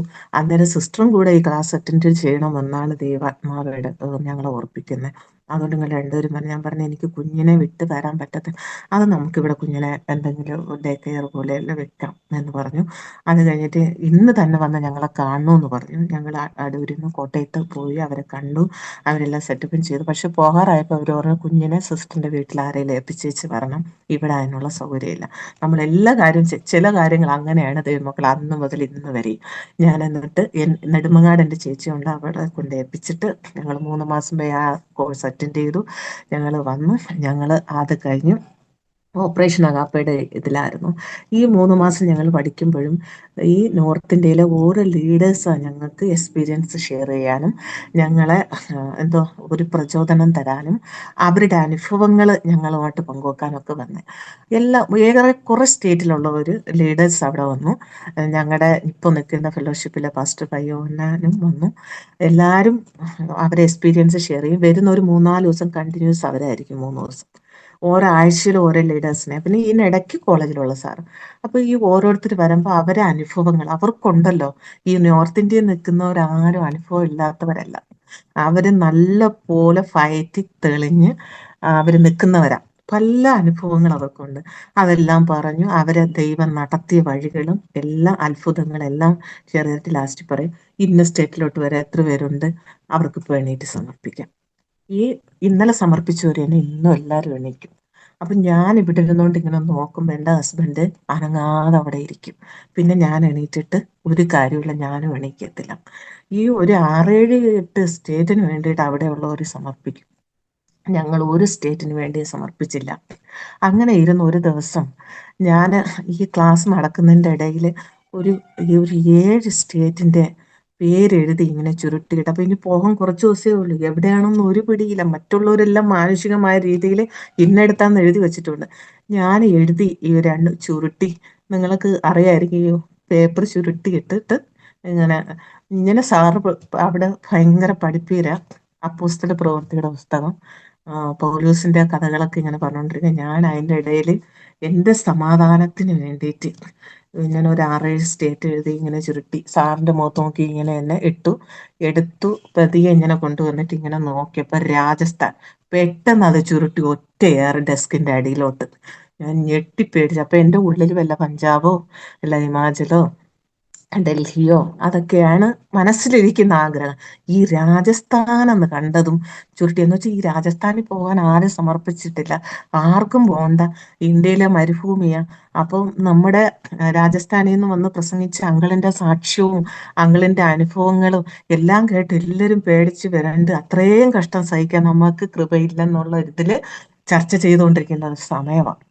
ഞാനത് പെട്ടെന്ന് കളഞ്ഞു. നമ്മൾ കൂട്ടുകാരെല്ലാം ഇങ്ങനെ ഒത്തുകൂടുമ്പോൾ നമ്മൾ പറയും എവിടെ പോയാലും രാജസ്ഥാനിൽ പോകാൻ പാടില്ല. കളഞ്ഞിട്ട് മിണ്ടാതിരുന്ന് ആരോടും പറഞ്ഞില്ല എനിക്ക് ഇങ്ങനെ പറ്റിയ ഒരു അബദ്ധം. ഞാൻ മിണ്ടാതെ തന്നെ ഇരുന്നു. അത് കഴിഞ്ഞിട്ട് ഞങ്ങളുടെ അവിടെ നിന്ന് ഞങ്ങൾ എല്ലാവരെയും കൂടെ കയറ്റി ഡൽഹിയിൽ വിട്ടു. ടീമായിട്ട് എല്ലാവരും ഡൽഹി വന്നു. അവിടെയും ഈ സ്റ്റേറ്റിലെ ലീഡേഴ്സ് എല്ലാം വന്നു. അവരെ വ്യക്തിപരമായിട്ട് സ്വാധീനിക്കാൻ തുടങ്ങി ലീഡർമാർ. എന്നെയും എൻ്റെ ഹസ്ബൻഡിനെയും മാത്രം ആരും സ്വാധീനിക്കാമെന്നില്ല. അവർക്ക് മനസ്സിലായി ഇവരെ കൊണ്ട് വലിയ സംഭവങ്ങളൊന്നും നടക്കാൻ പോകുന്നില്ല. ഞാൻ ആദ്യമേ പറഞ്ഞല്ലോ, ഞങ്ങൾ വലിയ വിദ്യാസമ്പന്നരോ ഒരു ലെവലിലും ഞങ്ങൾ ഒരു ഇതില്ലായിരുന്നു. ഞങ്ങൾ സാധാരണ ഒരാൾക്കാരായിരുന്നു. ഞങ്ങളെ കണ്ട ആരും സ്വാധീനിക്കത്തില്ലായിരുന്നു. ഞാൻ തുറന്നങ്ങ് പറയുക, ആരും ഞങ്ങൾ അടുക്കത്തില്ല. ആ ഒരു ലെവലിൽ ഞാനും എൻ്റെ ഭർത്താവ് എപ്പോഴും മാറി ഒറ്റയ്ക്ക് അങ്ങ് നിൽക്കും. ഭർത്താവ് ആരുമായിട്ട് കൂടത്തില്ല. അപ്പം പിന്നെ ഞാനും ചെന്ന് ഭർത്താവിൻ്റെ കൂടെ അങ്ങ് നിൽക്കും. അങ്ങനത്തെ ഒരു അവസ്ഥയാണ്. അപ്പം എല്ലാവരും സ്വാധീനിച്ചു. ഡൽഹിയിൽ വെച്ച് എല്ലാവരും പോകാനുള്ള സമയവും ഡേറ്റും എല്ലാം കുറിച്ചു. അവരെല്ലാവരും ഒരു 1.5 മാസത്തിന് ശേഷം പിറ്റേന്ന് നേരം വിളിക്കുമ്പോൾ അവരെല്ലാം പോവുക ഓരോ സ്റ്റേറ്റിലോട്ട്, പഞ്ചാബിലോട്ട്, ഹിമാചലിലോട്ട്, ഇങ്ങനെ പലയിടത്തായിട്ട്. അപ്പോൾ ഞങ്ങൾ ആരും വിളിച്ചില്ല. അപ്പോൾ ഞാൻ എൻ്റെ ഹസ്ബൻഡിനോട് ചോദിക്കുന്നുണ്ട്, നമ്മൾ ഇവിടെ നിന്നാൽ മതി, നമുക്ക് പോകേണ്ടത് ദൈവം കാണിക്കുക, അവിടെ നമ്മൾ പോകും, നമ്മൾ ആരും വിളിച്ചില്ലല്ലോ, അപ്പോൾ വിളിക്കാത്തടുത്ത് നമ്മൾ പോകാൻ വേണ്ട, കർത്താവിനോട് ഞാൻ പറഞ്ഞിട്ടുണ്ട് എന്ന് പറഞ്ഞു. അപ്പോൾ പിറ്റേന്ന് നേരം വിളിക്കുമ്പോൾ ഈ വന്നവരെല്ലാം പോകാന്ന് പറയുമ്പോൾ എനിക്കൊരു ഭയങ്കര ഭാരമായി. പിന്നെ ആരുമില്ല. അപ്പോൾ നമ്മൾ ശരിക്കും അങ്ങ് ഒറ്റപ്പെടുക. പിന്നെ ഇങ്ങോട്ട് പോകണം, അതൊരു ട്രെയിനിങ് സെൻ്ററാണ് ഓപ്പറേഷൻ ആകപ്പയുടെ. അപ്പം ഞാൻ അവിടെ നിന്ന്, അപ്പം എൻ്റെ അടുത്ത് രാത്രി ഫുഡ് കഴിച്ചിട്ട് വന്നപ്പോൾ എൻ്റെ ഹസ്ബൻഡ് പറഞ്ഞു, എല്ലാം തൊട്ട് അടുത്ത റൂമില്ല, നാളെ രാവിലെ 5 മണിയാകുമ്പം ഇവിടുത്തെ സാറ് വന്ന് ചോദിക്കും ഇന്നടത്തോട്ട് പോകാവോ, നിന്നെ സ്റ്റേറ്റിലോട്ട്. അതെ, പൊയ്ക്കോളാം, നമ്മൾ റെഡിയാണെന്ന് മാത്രം പറഞ്ഞാൽ നീ ബാഗെല്ലാം പാക്കാക്കിക്കോളാൻ പറഞ്ഞു. ഞാൻ ബാഗെല്ലാം മറ്റുള്ളവർ കണ്ടാൽ ചിരിക്കും. കഥക് അടച്ചിട്ട് നമ്മളും എല്ലാം അടുക്കി പുറക്കി വെച്ചു. ഒരോടൊന്നുമില്ല, ഒരു 4-5 ജോഡി ഡ്രസ്സും 2 ഗ്ലാസും 2 പ്ലേറ്റ് 2 സ്പൂൺ ഞങ്ങളും പാക്ക് ചെയ്ത് വെച്ചു. രാവിലെ ആയപ്പം 5 മണി കഴിഞ്ഞപ്പം അവിടുത്തെ doctor Thomas, commander Thomas Mathew വന്നിട്ട് ചോദിച്ചു, കഥകയിൽ മുട്ടി. എന്നോട് ഹസ്ബൻഡ് പറഞ്ഞു കഥകയിൽ മുട്ടുമെന്നാ പറഞ്ഞു. അതുപോലെ കഥകയിൽ മുട്ടി എന്നോട് പറഞ്ഞു, നിങ്ങൾ എഴുന്നേറ്റോ? ഞങ്ങൾ പറഞ്ഞു എഴുന്നേറ്റു. ഇന്നലെ രാത്രി പാസ്റ്റർ വയോഹനെ വിളിച്ചിരുന്നു രാജസ്ഥാനിൽ നിന്ന്. പുള്ളിക്ക് ഭയങ്കര വിഷമമായിപ്പോയി. നിങ്ങൾ ഈ 10-25 പേരെ ഇവിടെ കൊണ്ടുവന്നിട്ട് ഒരാളെ പോലും നിങ്ങൾ രാജസ്ഥാനിൽ എനിക്ക് തന്നില്ലല്ലോ. അവരൊക്കെ കൂട്ടി ഫ്രണ്ട്സാണ്, തന്നില്ലല്ലോ. ഞാൻ പ്രതീക്ഷിച്ചു നിങ്ങൾ എനിക്ക് ഒരാളെ പോലും തന്നില്ല. കാരണം അങ്കിളിന് ഡൽഹി വരാൻ പറ്റിയില്ല. കേരളത്തിൽ വന്നപ്പോൾ അങ്കിളിനോട് പോകാന്നൊക്കെ പറഞ്ഞവർ ഇതിനകത്തുണ്ട്, പക്ഷെ ഡൽഹി വരാൻ പറ്റിയില്ല അങ്കിളിന്. അപ്പോൾ ആരെയും നിങ്ങൾ തന്നില്ലല്ലോ, ഞാൻ പ്രതീക്ഷിച്ചു എന്നൊക്കെ പറഞ്ഞു. അപ്പോൾ ഈ ഇവിടുത്തെ സാറ് പറഞ്ഞു, ഒരു ഫാമിലി ഒരിടവും പോകാൻ പറയാതെ അവര് നിൽപ്പുണ്ട്, എങ്ങോട്ടും പോകണമെന്ന് അവർ ഇതുവരെയും പറഞ്ഞില്ല. ഞാൻ രാവിലെ അവരെ, ഇപ്പം ലേറ്റ് ആയിപ്പോയി, രാവിലെ അവരോട് ഞാൻ ചോദിക്കട്ടെ, അവർ സമ്മതിക്കുവാണെങ്കിൽ ഞാൻ അങ്ങോട്ട് വിട്ടേക്കാന്ന് പറഞ്ഞു. അപ്പം ഞങ്ങൾ ആരെന്ന് പോലും അറിയത്തില്ല. കാരണം ഈ വലിയ പാസ്റ്റേഴ്സ് ഒക്കെ വരുമ്പോൾ ഈ ആരാധന കഴിയും, ക്ലാസ് കഴിയുന്ന സമയത്ത് പേഴ്സണലായിട്ട് കാണാൻ എല്ലാവരും പോകും. ഞങ്ങൾ അങ്ങനെ ആരെയും കാണാൻ പോകാത്തത് കൊണ്ട് പ്രസാദ് എന്ന് പറഞ്ഞാൽ അവർക്ക് ആർക്കും മെൻഷൻ ചെയ്യാൻ പറ്റത്തില്ല, അതായതായിരിക്കും. അപ്പോൾ ഞങ്ങളോട് പറഞ്ഞു പോകാമെന്ന് ചോദിച്ചു. ഞങ്ങൾ പറഞ്ഞു ഞങ്ങൾ പൊയ്ക്കോളാം, ഞങ്ങൾ റെഡി ആയിട്ടിരിക്കുമെന്ന്.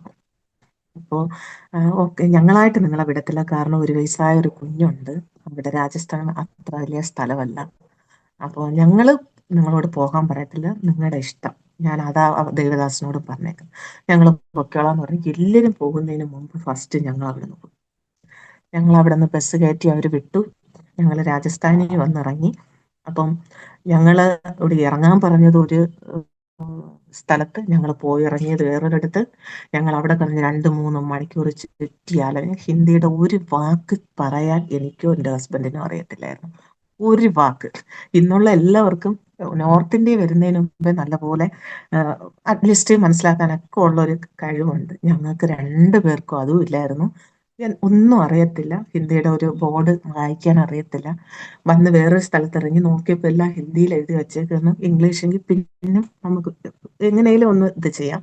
അതും വലിയ അറിവൊന്നുമില്ല. പക്ഷേ ഒന്നുമില്ല, പാസ്റ്ററങ്ങൾ വിളിക്കുന്നുണ്ട്, പാസ്റ്റർ കയ്യോന്ന അലയുന്നുണ്ട് 2 മണിക്കൂർ കൊണ്ട്. ഞങ്ങൾ എവിടെ നിൽക്കുന്നു എന്ന് പറയാനുള്ള ഒരു അറിവ് പോലും അന്ന് ഞങ്ങൾക്ക് 2 പേർക്കും ഇല്ല.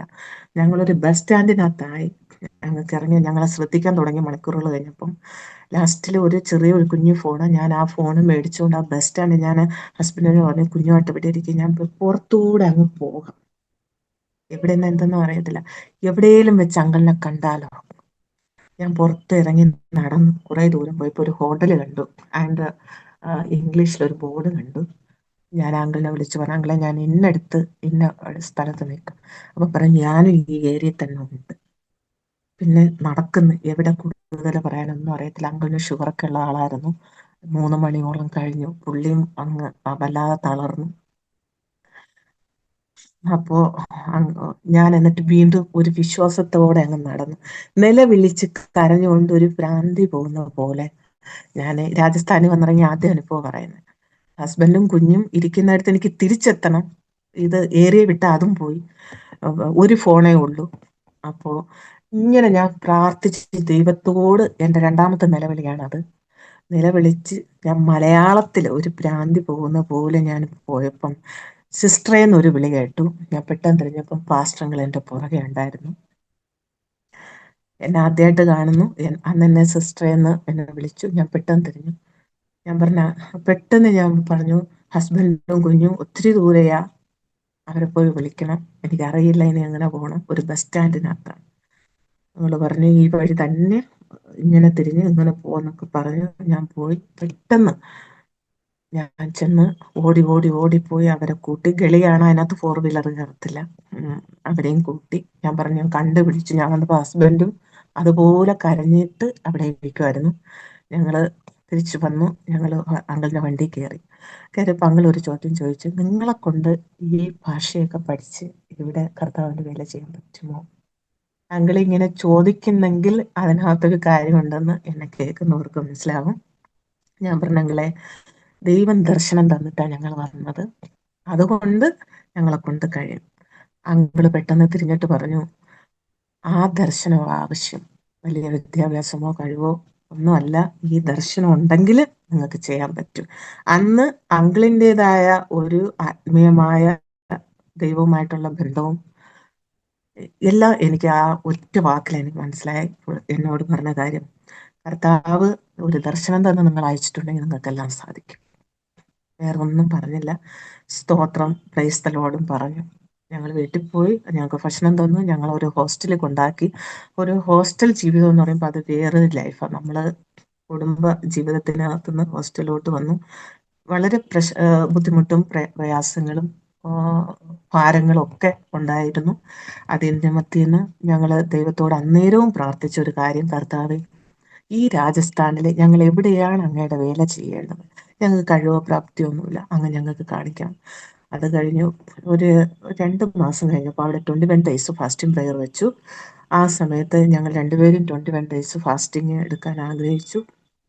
ഞങ്ങൾക്ക് ഒറ്റ വിഷയമുള്ളൂ, ഞങ്ങൾ എവിടെ ഏത് ജില്ലയിൽ പോയി കർത്താവിൻ്റെ വേല ചെയ്യണം. അങ്ങനെ ഞങ്ങൾ പ്രാർത്ഥിച്ചുകൊണ്ട് ഫാസ്റ്റിംഗിലായിരുന്ന സമയത്ത് ഫാസ്റ്റിംഗ് കഴിഞ്ഞു. പിന്നെ ഇടയ്ക്ക് അങ്കിൾ പറഞ്ഞു, നിങ്ങളിപ്പോൾ ഉപവസിക്കല്ലേ, നിങ്ങൾ വന്നതേ ഉള്ളൂ, ക്ലൈമറ്റ് ഇതായിട്ടില്ല, അസുഖം വരും എന്നൊക്കെ പറഞ്ഞു. നമ്മളെല്ലാവരും വിചാരിക്കും ഫാസ്റ്റിങ്ങിൻ്റെ സമയത്ത് ദൈവം നമ്മളോട് കൂടെ വസിക്കും, നമുക്ക് ഒരു പ്രതികൂലമൊന്നുമില്ല. അപ്പോഴാണ് ഒന്നാം തരം പരീക്ഷയുടെ കാലഘട്ടം എന്നാണ് അതാ എൻ്റെ അനുഭവത്തിൽ ഞാൻ ദൈവപ്പെടുത്തും. ഉപവസിക്കുമ്പോൾ നമുക്ക് പലവിധമായ 18ാമത്തെ ദിവസം എന്നെ കോളേജിൽ പഠിപ്പിച്ച ഒരു സാർ വിളിച്ചിട്ട് പറഞ്ഞു, ജോളി എന്തുകൊണ്ട് രാജസ്ഥാനിൽ നിൽക്കുന്നു, അവിടെ നിങ്ങൾക്ക് സപ്പോർട്ട് കിട്ടത്തില്ല. ഞങ്ങളപ്പോൾ ആ ട്രെയിനിങ് സെന്ററിലാണ്. നിങ്ങൾ രാജസ്ഥാനിൽ നിങ്ങൾ ഉദ്ദേശിക്കുന്ന പോലെയൊന്നും കാര്യങ്ങൾ നടക്കത്തില്ല. ജോളി എന്തിന് നിർബന്ധം കാണിക്കുന്നു? 18ാമത്തെ ദിവസം ഞാൻ ഫാസ്റ്റിങ്ങില്ല. അതുകൊണ്ട് പഞ്ചാബിൽ അപ്പോൾ വേറൊരു അവസരം വന്നാലും നിങ്ങൾ അങ്ങോട്ട് പോകണം എന്ന് പറഞ്ഞിട്ട് പിന്നെ കൂടുതൽ നിർബന്ധം കാണിക്കില്ല. എന്നിട്ട് കുറെ ഷൗട്ട് ചെയ്ത് എൻ്റെ അടുത്ത് സംസാരിച്ചു. പിന്നെ എനിക്കൊരു പനി പിടിച്ചു. അപ്പോൾ ടാബ്ലറ്റ് എടുത്തേ പറ്റൂ, അല്ലാതെ ഫാസ്റ്റിംഗ് നിർത്തിയേ പറ്റൂ എന്നുള്ളൊരു അവസ്ഥ വന്നു. അതിനെ അതിജീവിപ്പാൻ ദൈവം എനിക്ക് ശക്തി തന്നു. ഞാൻ ആ ഫാസ്റ്റിംഗ് പൂർത്തീകരിച്ചു. ഈ ആത്മീയരുടെ ഇടയിൽ നിന്നുള്ള വലിയ ശാസനം, ഞാനിത് കേട്ടത് അവരുടെ തെറ്റോ എൻ്റെ തെറ്റോ അല്ല. ഞാനത് പറയുന്നത് ദൈവത്തിന്റെ പദ്ധതിയിലൂടെ ദൈവത്തിന്റെ വാഗ്ദത്തത്തിന് വേണ്ടി ഞാൻ കാത്തിരുന്നപ്പോൾ നമുക്ക് ഇങ്ങനെയുള്ള അത് നമുക്ക് എല്ലാവർക്കും അറിയാം, അത് കടന്നു വരുന്നതാണ്. ആ പരീക്ഷ ജയിക്കും ഭയങ്കര പ്രയാസമാണ്. ഒത്തിരി ഷൗട്ട് ചെയ്യുന്ന, നിങ്ങൾ ഉടനെ ടിക്കറ്റ് എടുക്കണം, നിങ്ങൾ ഇന്നടുത്ത് പോകണം, നിങ്ങൾ ഇന്നടുത്ത് എത്തേണ്ട കാര്യങ്ങളെല്ലാം വെച്ചിട്ട് വേണം. രാജസ്ഥാനിൽ ദൈവം കൊണ്ടുവന്ന് രാജസ്ഥാനിൽ നിൽക്കണമെന്ന് ദൈവത്തോടുള്ള നമ്മുടെ ഒരു കമ്മിറ്റ്മെന്റാണ്. അതിൻ്റെ ഇടയിൽ ഇത് നമ്മളെ പഠിപ്പിച്ച സാറന്മാരുടെ അത് ഭയങ്കര ഒരു വെല്ലുവിളിയായി. എൻ്റെ ഫാസ്റ്റിംഗ് മൊത്തം അങ്ങനെയുള്ള ഒരു സ്ട്രഗ്ലിംഗ് ആയിരുന്നു. എന്ത് പറയണം എന്ത് പറയണ്ട എന്നൊക്കെയുള്ള, ഞാൻ എന്തേലും ഒന്നും മിണ്ടുമ്പോൾ ഹസ്ബൻഡിന് കുഴപ്പമില്ലല്ലോ, പിന്നെ എന്താ ജോലിക്ക്, എന്താ ഇത്ര നിർബന്ധം? അപ്പം നമ്മളങ്ങ് തളർന്നു പോകും, നമുക്കൊന്നും പറയാനില്ല, ഉത്തരവില്ലാതെ വരുന്നു. ഞാൻ ദൈവത്തോട് പ്രാർത്ഥിച്ചു, കരഞ്ഞു. കരച്ചിൽ മാത്രമേ ഉണ്ടായിരുന്നുള്ളൂ. അത് കഴിഞ്ഞു. ആ ഫാസ്റ്റിംഗ് 21 ഡേയ്സ് പൂർത്തീകരിച്ചു. അപ്പം നമ്മൾ ശരിക്കും ഫാസ്റ്റിംഗ് കഴിയുമ്പോൾ ദൈവം അടുത്ത ദർശനം തരുന്നു. ഒന്നും കിട്ടിയില്ല. പിന്നെയും 2 ആഴ്ച വീഴും.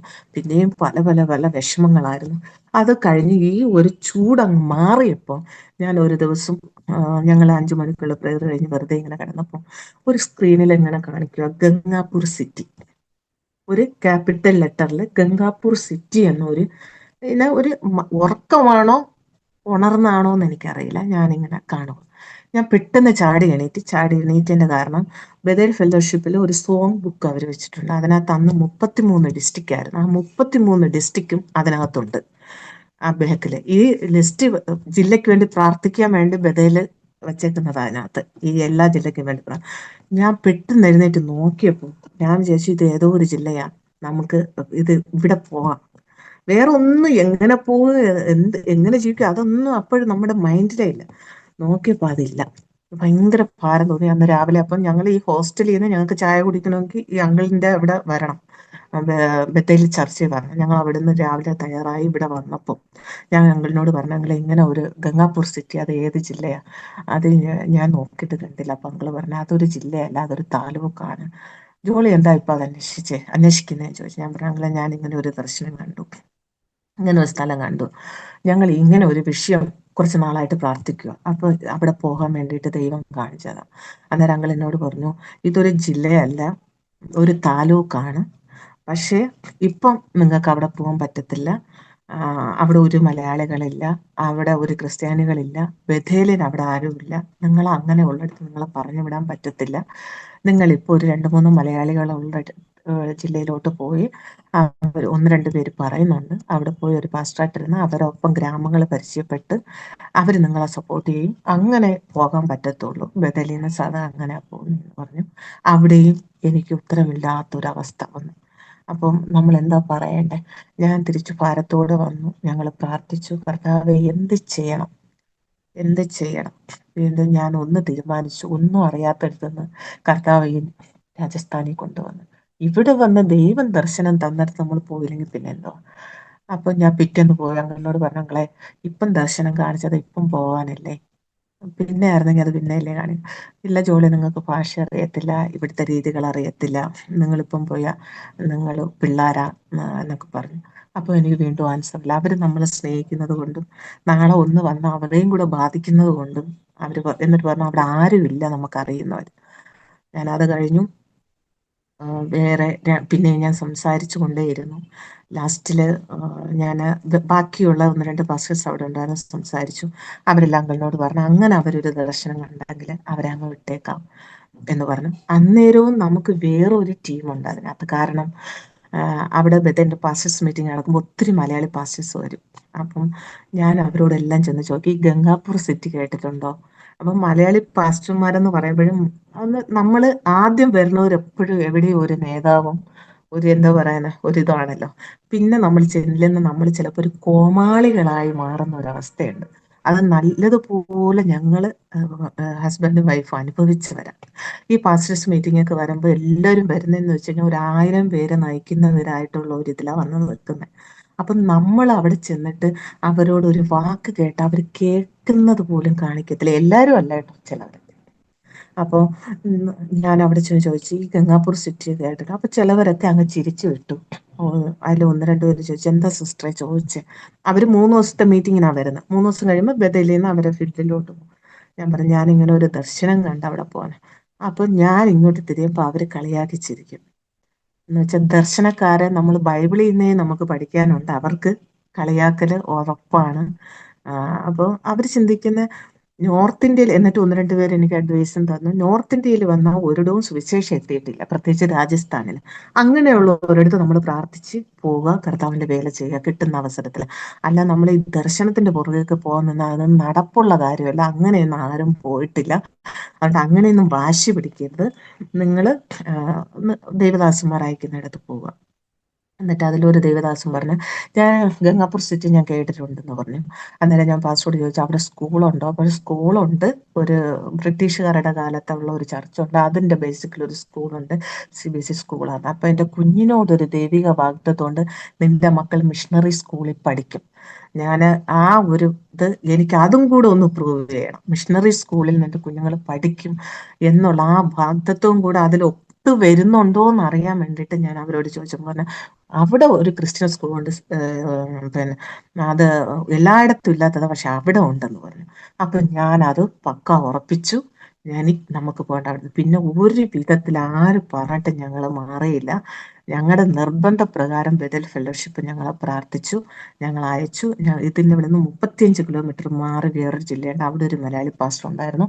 അവരുടെ അടുത്ത് ഞങ്ങൾ വിട്ടു. ബദലിനോട് അവർ പറഞ്ഞു ഇവർക്ക് വേണ്ടുന്ന സൗകര്യങ്ങളൊക്കെ ചെയ്തു കൊടുക്കാമെന്ന് പറഞ്ഞ് ഞങ്ങൾ അവിടെ വന്നു. അവിടെ വന്ന് ഞങ്ങൾ 12 ദിവസത്തോളം നിന്നപ്പോൾ ഒരനക്കം ഉണ്ടാകുന്നില്ല. ഞങ്ങൾക്ക് ഗംഗാപൂർ സിറ്റിയിൽ അവരിവിടെ കൂടെ പാസ് ചെയ്ത് പോയിട്ടേ ഉള്ളൂ, അവർക്കല്ല ഇവിടെ പരിചയമൊന്നുമില്ല. ഞങ്ങൾ അപ്പോൾ അവര് സംസാരത്തിൽ ഇങ്ങനെ വന്നു, നിങ്ങൾ ഇവിടെ നിന്നോ, ഇവിടെ നിന്ന് നമുക്ക് അവിടെ ഒന്ന് പ്രവർത്തിക്കാം, നമുക്ക് ഇങ്ങനെ നിൽക്കാം. ലാസ്റ്റ് ഒരു 12 ദിവസമായപ്പോൾ ഞാൻ അവരോട് പറഞ്ഞു, സിസ്റ്ററെ ഞങ്ങൾ ദർശനം കണ്ടെടുത്ത് നിങ്ങളെ ഞങ്ങളെ കൊണ്ടുവന്ന് ഇറക്കി വിട്ട് നിങ്ങൾ എന്നെ പൊയ്ക്കോ, പക്ഷെ ഞങ്ങൾക്ക് അവിടെ പോകണം. ആ സ്ഥലത്ത് ചെന്നിരുന്ന് ഞങ്ങൾക്ക് പ്രാർത്ഥിക്കണം, വേറൊന്നും ഓർക്കുന്നില്ല. ഞങ്ങളെ ശല്യം സഹിക്കവേദ.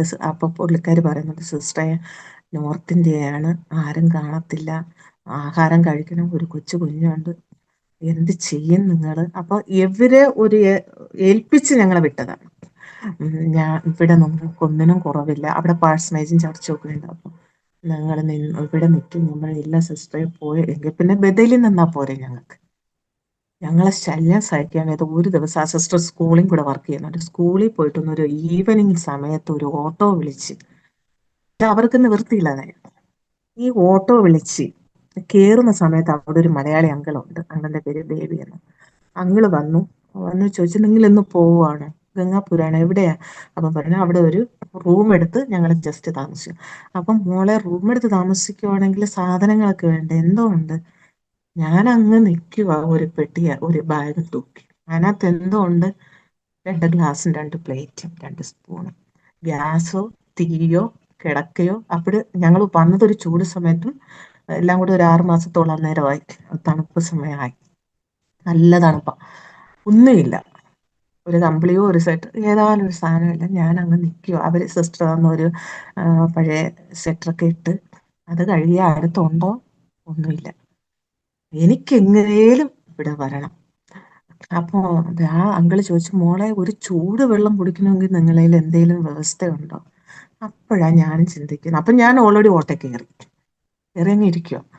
അപ്പോൾ ഞാനും ചിന്തിച്ചു, ശരിയാ, ഇല്ല അങ്കിളെ, അതൊക്കെ അവിടെ ചെല്ലുമ്പോൾ ദൈവം എല്ലാം നമുക്ക് തരും, നമ്മൾ അവിടെ പോകേണ്ട. അത് കഴിഞ്ഞ് വന്ന പങ്കള് പറഞ്ഞു, ഒരു കാര്യം ചെയ്യും, ഞങ്ങളെ ചർച്ചില് മുമ്പ് ഈ നാട്ടിലൊക്കെ ഈ പെട്രോൾസ് ലൈറ്റ് ഉണ്ടായിരുന്നു, അതുപോലെ ഒരു ഗ്യാസ് നിറച്ച് കത്തിക്കുന്ന ലൈറ്റ് ഉണ്ട്, 1 കിലോയാ അത്. അതില് 900 kg നിറച്ചു കൊടുക്കും, കിലോഗ്രാം. അപ്പോ ഇത് കൊണ്ടുപോയി നിങ്ങൾ തൽക്കാലം മേളിൽ ഇരിക്കുന്ന ബൾബിനെ മാറ്റിയിട്ട് അവിടെ ഒരു സ്റ്റാൻഡ് പിടിപ്പിച്ചാൽ നിങ്ങൾക്ക് ചായ ഉണ്ടാക്കി കുടിക്കാം, നിങ്ങൾ ഒന്ന് വെയിറ്റ് ചെയ്യണമെന്ന് പറഞ്ഞു. അങ്കിൾ ഓടിച്ചെന്ന് തട്ടിക്കുടഞ്ഞ് ഈ സാധനം ഇത്ര ഉണ്ടായിരുന്നു കൊണ്ടുവന്ന് എൻ്റെ കയ്യിൽ തന്നു. ഞാൻ ഇത് ഇങ്ങനെ കയ്യിൽ വാങ്ങിച്ചു വെച്ചുകൊണ്ട് 35 കിലോമീറ്റർ യാത്ര ചെയ്ത് ഗംഗാപൂർ സിറ്റി വന്നിറങ്ങി. ഒത്തിരി കറങ്ങി ആ പാസ്റ്ററുമായിട്ട് നടന്നു, വീടെടുത്തു, ഒരു റൂം കിട്ടി വാടകയ്ക്ക്. എൻ്റെ ഓർമ്മ ശരിയാണെങ്കിൽ 1000 രൂപ വാടകയ്ക്ക് ഒരു റൂം കിട്ടി. കിട്ടിയപ്പോഴത്തേന് ഈ ഓർണമെന്റ്സ് ഒന്നും ഇടാത്തത് കൊണ്ട് ഇവിടെ ഉള്ളവർക്കെല്ലാം ഭയങ്കര ഡൗട്ട്, നമ്മൾ നിയമപരമായിട്ട് കല്യാണം കഴിഞ്ഞവരാണോ അങ്ങനെ വന്നത്. ഇവര് ഞങ്ങളെ കൊണ്ടുവന്നാക്കി, ഒരു ഈവനിങ് സമയത്തൊക്കെ വന്ന് രാത്രിയോടും കൂടി അവർ തിരിച്ചു പോയി. ആ ഓട്ടിൽ തന്നെ അവർ തിരിച്ചു പോയി. ഞങ്ങൾ ഇങ്ങനെ ഇരിക്കുക ഒരു റൂമില്, വെളിയിലോട്ട് ഇറങ്ങിയാൽ ആരോടും സംസാരിക്കാനും അറിയത്തില്ല. ഒരു ചായപാത്രവും മേടിച്ച് ബ്രെഡും പഴവും മേടിച്ച് ഞങ്ങൾ വന്ന് ഈ റൂമിനകത്ത്. ഒരു കസേരയില്ല ഇരിക്കാൻ, മാർബിളാണ്. രാജസ്ഥാനിലെ മാർബിളിനൊന്നും കമ്മിയില്ല, ഏത് വീട്ടിൽ പോയാലും മാർബിളെ അത്യാവശ്യം ഉള്ള വീട്. ഭയങ്കര തണുപ്പാ മാർബിള്, ഇരിക്കാനും വയ്യ, നിൽക്കാനും വയ്യ, പുതയ്ക്കാനും ഇല്ല, വല്ലാത്തൊരു സ്ഥിതി. അല്പം സ്വല്പമൊക്കെ അഡ്ജസ്റ്റ് ചെയ്ത് ഒരു കിടക്കയൊക്കെ ഒപ്പിച്ചൊക്കെ വെച്ചു, പക്ഷെ അല്ലാതെ നിൽക്കാനോ ഇരിക്കാനോ ഒന്നിനും പറ്റുന്നില്ല. കുറച്ചു നേരമൊക്കെ ഇരുന്നു, ഞങ്ങൾ പ്രാർത്ഥിക്കാൻ തുടങ്ങി. പിന്നെ ഒരു സമാധാനം, കർത്താവ് കാണിച്ച സ്ഥലത്ത് ഞങ്ങൾ വന്നെത്തി. ഞങ്ങൾക്ക് അത് മതി, ആ ഒരു സമാധാനത്തിൽ പിറ്റേന്ന് തൊട്ട് ഫാസ്റ്റിങ് പ്രാർത്ഥനയാ. ഞങ്ങൾ റൂം അടച്ച്, അപ്പുറത്ത് അവർ റൂം ആരൊക്കെ ഉണ്ട്, റൂം അടച്ചിരിക്കും, പ്രാർത്ഥിക്കുക. അത് കഴിഞ്ഞ് 2 ദിവസം കഴിഞ്ഞപ്പോൾ ഞങ്ങളുടെ കൊണ്ടുവിട്ട പാസ്വാന്, ഞങ്ങള് പാസ്റ്ററെ അതൊരു BJPയുടെ കോളനിയാണ്, നിങ്ങൾക്ക് അവിടെ താമസിക്കാൻ പറ്റുമോ തോന്നില്ല, അവിടെ ഒരു മലയാളി അങ്കിളുണ്ട്, അവിടെ പോയിട്ട് നമുക്ക് സംസാരിച്ചിട്ട് നമ്മൾ ആ കോളനി നിങ്ങൾ മാറണം. ഞാൻ പിന്നെ അറിഞ്ഞ് അവിടെ വന്ന് ഇവിടെ ഒരു മലയാളി അങ്കിളിനെ പരിചയപ്പെടാൻ പോയപ്പോൾ അങ്കിള് പറഞ്ഞു, പാസ്റ്ററെ, എൻ്റെ അപ്പൻ്റെ കാലം തൊട്ട് പെന്തക്കോസ്ത് പാസ്റ്റർമാരുമായിട്ട് ഞങ്ങൾക്കൊരടുപ്പം ഞങ്ങൾ വെക്കത്തില്ല. ഞങ്ങൾ അത്യാവശ്യം ഇവിടെ ഒരു റോമൻ കാത്തലിക് ചർച്ചിൽ പോകുന്നുണ്ട്. ഞങ്ങൾ ഉള്ള ഒരു സഹകരണം ഞങ്ങൾ ആഗ്രഹിക്കുന്നില്ല. അന്നേരം ഹസ്ബൻഡ് പറഞ്ഞു, അങ്ങളെ അങ്ങളുണ്ടെന്ന് പറഞ്ഞല്ല ഞങ്ങൾ ഇവിടെ വന്നേ, ഞങ്ങൾ അങ്ങനെ ശല്യം ചെയ്യത്തില്ല എന്നൊക്കെ പറഞ്ഞങ്ങ് മാറി. പക്ഷെ കുറച്ച് ദിവസം കഴിഞ്ഞിട്ട് അങ്ങള് വീണ്ടും വന്നിട്ട് ഞങ്ങൾക്ക് വേറൊരു വീട്, വേറൊരു കോളനിയിലെ ഒരു റൂമിൽ ഞങ്ങൾക്ക് ആക്കി തന്നു. ഞങ്ങൾ അങ്ങോട്ട് പോയി. അവിടുന്ന് ഞങ്ങള് ഈ പോയ സമയങ്ങളും കാലങ്ങളും ഞങ്ങൾ പ്രിയദൈവമക്കൾ ഒത്തിരി ദിവസം ഞങ്ങൾ പട്ടിണി കിടന്നു. ഞങ്ങൾക്ക് അരി മേടിച്ചാലും ഞങ്ങൾക്ക് വെച്ച് കഴിക്കാനുള്ള സംവിധാനം ഇല്ല, അതുകൊണ്ട് അരി മേടിക്കാറില്ല. ബ്രെഡും പഴവും കഴിക്കും. കൊച്ചിന് ഈ തണുപ്പത്ത് ഇവിടെ വന്നപ്പോൾ ഭയങ്കര അസുഖങ്ങളായിരുന്നു. ഞങ്ങൾ ഒരു ഹോട്ടലിൽ കയറിയാൽ ഞങ്ങൾക്ക് എവിടെ ഇറങ്ങണമെന്ന് പറയാൻ അറിയത്തില്ല. കൊച്ചിനെയും തോളിയിട്ടുകൊണ്ട് ഞങ്ങൾ നടക്കും. ഹോസ്പിറ്റൽ കാണുന്നിടത്ത് കയറും. ആക്ഷനിൽ ഞങ്ങൾ സംസാരിക്കും, മരുന്ന് മേടിക്കും, പിന്നെ തിരിച്ചു നടക്കും. ഇവിടെ നിങ്ങൾക്ക് എല്ലാവർക്കും അറിയാം, ചെറിയ ചെറിയ ഗളിയാണ്. അല്പം ഒന്ന് വിട്ടാൽ പോയി പിന്നെ എങ്ങോട്ട് പോകണം നമുക്ക് അറിയത്തില്ല. രണ്ടുപേരും കൂടെ എവിടെ പോയാലും രണ്ടുപേരും കൂടെ പോകും. ഒരാൾ വീട്ടിൽ ഇരുന്ന് ഒരു ഫോൺ. അങ്ങനെ ഒത്തിരി കഷ്ടതകൾ. ദിവസങ്ങളോളം ഞങ്ങൾ ആഹാരം, ചോറ് കഴിക്കാൻ ആഗ്രഹിച്ച്, ഒരു കഞ്ഞിവെള്ളമെങ്കിലും കുടിക്കാൻ ഞങ്ങൾ ആഗ്രഹിച്ച് ഞങ്ങൾ കിടന്നിട്ടുണ്ട്. ഇവിടെ ഒരു ഹിന്ദു, ഒരു മലയാളി ഫാമിലി ഉണ്ടായിരുന്നു. അവരെ അചാനക് പ്രതീക്ഷിക്കാതെ എൻ്റെ ഹസ്ബൻഡ് അവരെ വീട്ടിൽ പോയി. വേറൊരാള് വീട് വേണ്ടി പോയി പരിചയപ്പെട്ടതാണ്. അങ്ങനെ അപ്രതീക്ഷിതമായിട്ട് അവർ വീട്ടിൽ പോയപ്പോൾ അവർ ഫുഡ് കഴിക്കുന്ന സമയത്ത്, അന്ന് ഞാൻ പോയില്ല, ഞാൻ എൻ്റെ കൊച്ചു വീട്ടില് ഫുഡ് കഴിക്കുന്ന സമയം, മാസങ്ങൾക്ക് ശേഷം എൻ്റെ ഹസ്ബൻഡിന് അവിടുന്ന് ചോറ് കൊടുത്തു. ചോറ് കൊടുത്ത സമയത്ത് ഹസ്ബൻഡിന് കഴിക്കാൻ ഒട്ടും മനസ്സില്ല. കാരണം ഇത് ചോറ് കഴിക്കാൻ ആഗ്രഹിച്ചിരിക്കുന്ന ഞാൻ വീട്ടിൽ ഇരിപ്പുണ്ട്. നമ്മൾ പട്ടിണിയാണോ ചോദിച്ചാൽ 100% പട്ടിണി. അപ്പോൾ വിശക്കുമ്പോൾ ഒരു ബ്രെഡ് വല്ലതും കഴിക്കും, ഒരു പഴം കഴിക്കും. ചിലപ്പോൾ അത് തീർന്നു പോകുമെന്ന് വിചാരിച്ച് നമുക്ക് അതിനൊരു ലിമിറ്റ് ഉണ്ട് കഴിക്കുന്നതിന്. അപ്പോൾ ഹസ്ബൻഡിന് ചോറ് കൊടുത്തപ്പോൾ നല്ല പോലെ വേണ്ടെന്ന് പറഞ്ഞു. അപ്പം അവർ പറഞ്ഞു, ഞങ്ങൾക്കുള്ള വീട്ടിൽ ഭക്ഷണം കഴിക്കുന്ന സമയത്ത് ആര് വന്നാലും കഴിപ്പിക്കാൻ ഞങ്ങൾ വിടത്തില്ല, കഴിച്ചിട്ടേ പോകാവൂ. നിർബന്ധിച്ചു, പുള്ളിയെ കഴിപ്പിച്ചു. അത് കഴിഞ്ഞു പുള്ളി തിരിച്ച് വീട്ടിൽ വന്നു. വീട്ടിൽ വന്നിട്ട് 2 ദിവസം കഴിഞ്ഞപ്പം ഇങ്ങനെ ഒരു കുഞ്ഞ് ഞങ്ങൾക്കുണ്ടെന്ന് അറിഞ്ഞിട്ട് ആൻറ്റി പറഞ്ഞു, മോളെ ഒന്ന് കാണണം, കൊണ്ടുവരണമെന്ന് പറഞ്ഞു. അന്ന് തന്നെ ഫോൺ വിളിച്ചിട്ട് പറഞ്ഞു, നിങ്ങളുടെ കുഞ്ഞിനെ ഞങ്ങൾക്കൊന്ന് കാണണം, കൊണ്ടുവരണം. അപ്പൊ എൻ്റെ ഹസ്ബൻഡ് എന്നോട് പറഞ്ഞു, ആൻറ്റി ഫോൺ വിളിച്ചിട്ടുണ്ട്, നിനക്കും അവിടുന്ന് ഫുഡ് കിട്ടും. ഞാൻ ഇന്നലെ ഏഹ്, മനസ്സുകൊണ്ട് കരഞ്ഞിട്ടാ കഴിച്ച്. അപ്പം നമ്മുടെ അവസ്ഥ അറിയുന്ന ദൈവമായിരിക്കാം അവരിലൂടെ വിളിച്ചെന്ന് പറഞ്ഞു. ചുരുക്കി പറഞ്ഞത് മക്കളെ, അതിന് വേണ്ടിയിട്ട് എൻ്റെ ഹസ്ബൻഡ് എന്നെ ആ വീട്ടിൽ കൊണ്ടുപോയി.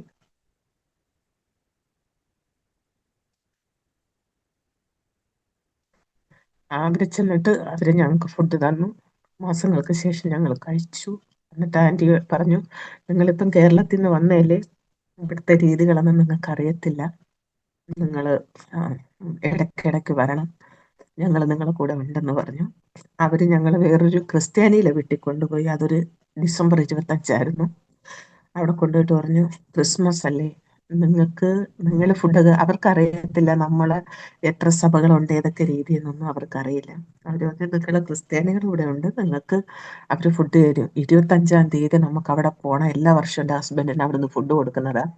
നിങ്ങളെയും കൂടെ കൊണ്ടുപോകാൻ പറഞ്ഞു. ഞങ്ങളെ വിളിച്ചു. അവര് ഇതിൽ ഒരു നിങ്ങൾക്ക് അത്യാവശ്യം നിങ്ങളുടെ ഗ്യാസ് സ്റ്റൗ വയ്ക്കാൻ ഒരു ടേബിള് കിട്ടും.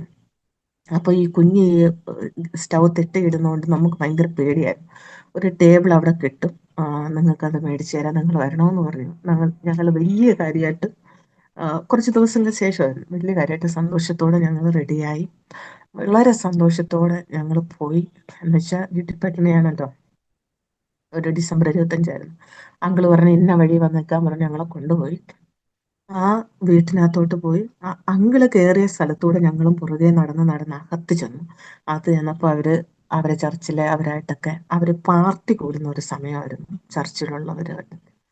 അപ്പോൾ ഞങ്ങൾക്കും അറിയത്തില്ല. അങ്കിൾ അവിടെ ചെന്നപ്പോൾ ഈ പാർട്ടിക്ക് എല്ലാ പ്രാവശ്യം അങ്കിളിനെയും വിളിക്കുന്നത്. പക്ഷെ അവിടെ ചെന്നപ്പോൾ ഞങ്ങൾ കണ്ടുകൊണ്ട് ആ ഫാദേഴ്സും അവരൊക്കെ ചോദിച്ചു ആരാന്ന്. അപ്പോൾ ഹസ്ബൻഡ് പെട്ടെന്ന് പറഞ്ഞു, ഞാനൊരു പാസ്റ്ററാണ്.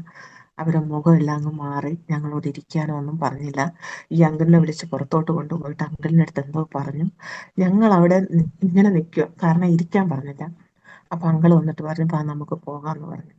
തിരിച്ച് ഞങ്ങളെ വിളിച്ച് അതേപോലെ ഞങ്ങൾ നടന്നു പോന്നു. അന്ന് അങ്കിളൊന്നും പറഞ്ഞില്ല. ഞങ്ങൾ തിരിച്ച് ഞങ്ങളെ വീട്ടിലോട്ട് പോന്നു. അങ്കിളങ്ങളുടെ വീട്ടിലും പോയി. 2 ദിവസം കഴിഞ്ഞപ്പോൾ ആൻറ്റി ഞങ്ങളെ ഫോൺ ചെയ്തിട്ട് ഈ ഹിന്ദുവായിരുന്ന ആൻറ്റി വിളിച്ചിട്ട് ചോദിച്ചു, നിങ്ങളുടെ സഭകളൊക്കെ ഒത്തിരി ഉണ്ടല്ലേ, നിങ്ങൾ ഏതാ, നിങ്ങൾ പ്രൊട്ടസ്റ്റന്റ് എന്ന് പറയുമ്പം റോമൻ കാത്തലിക് ഓർത്തഡോക്സ് ഇങ്ങനെ വേറെ വേറെയാണോ എന്ന് ചോദിച്ചു. ഞങ്ങൾ പറഞ്ഞു അതെ ഞങ്ങൾ വേറെ.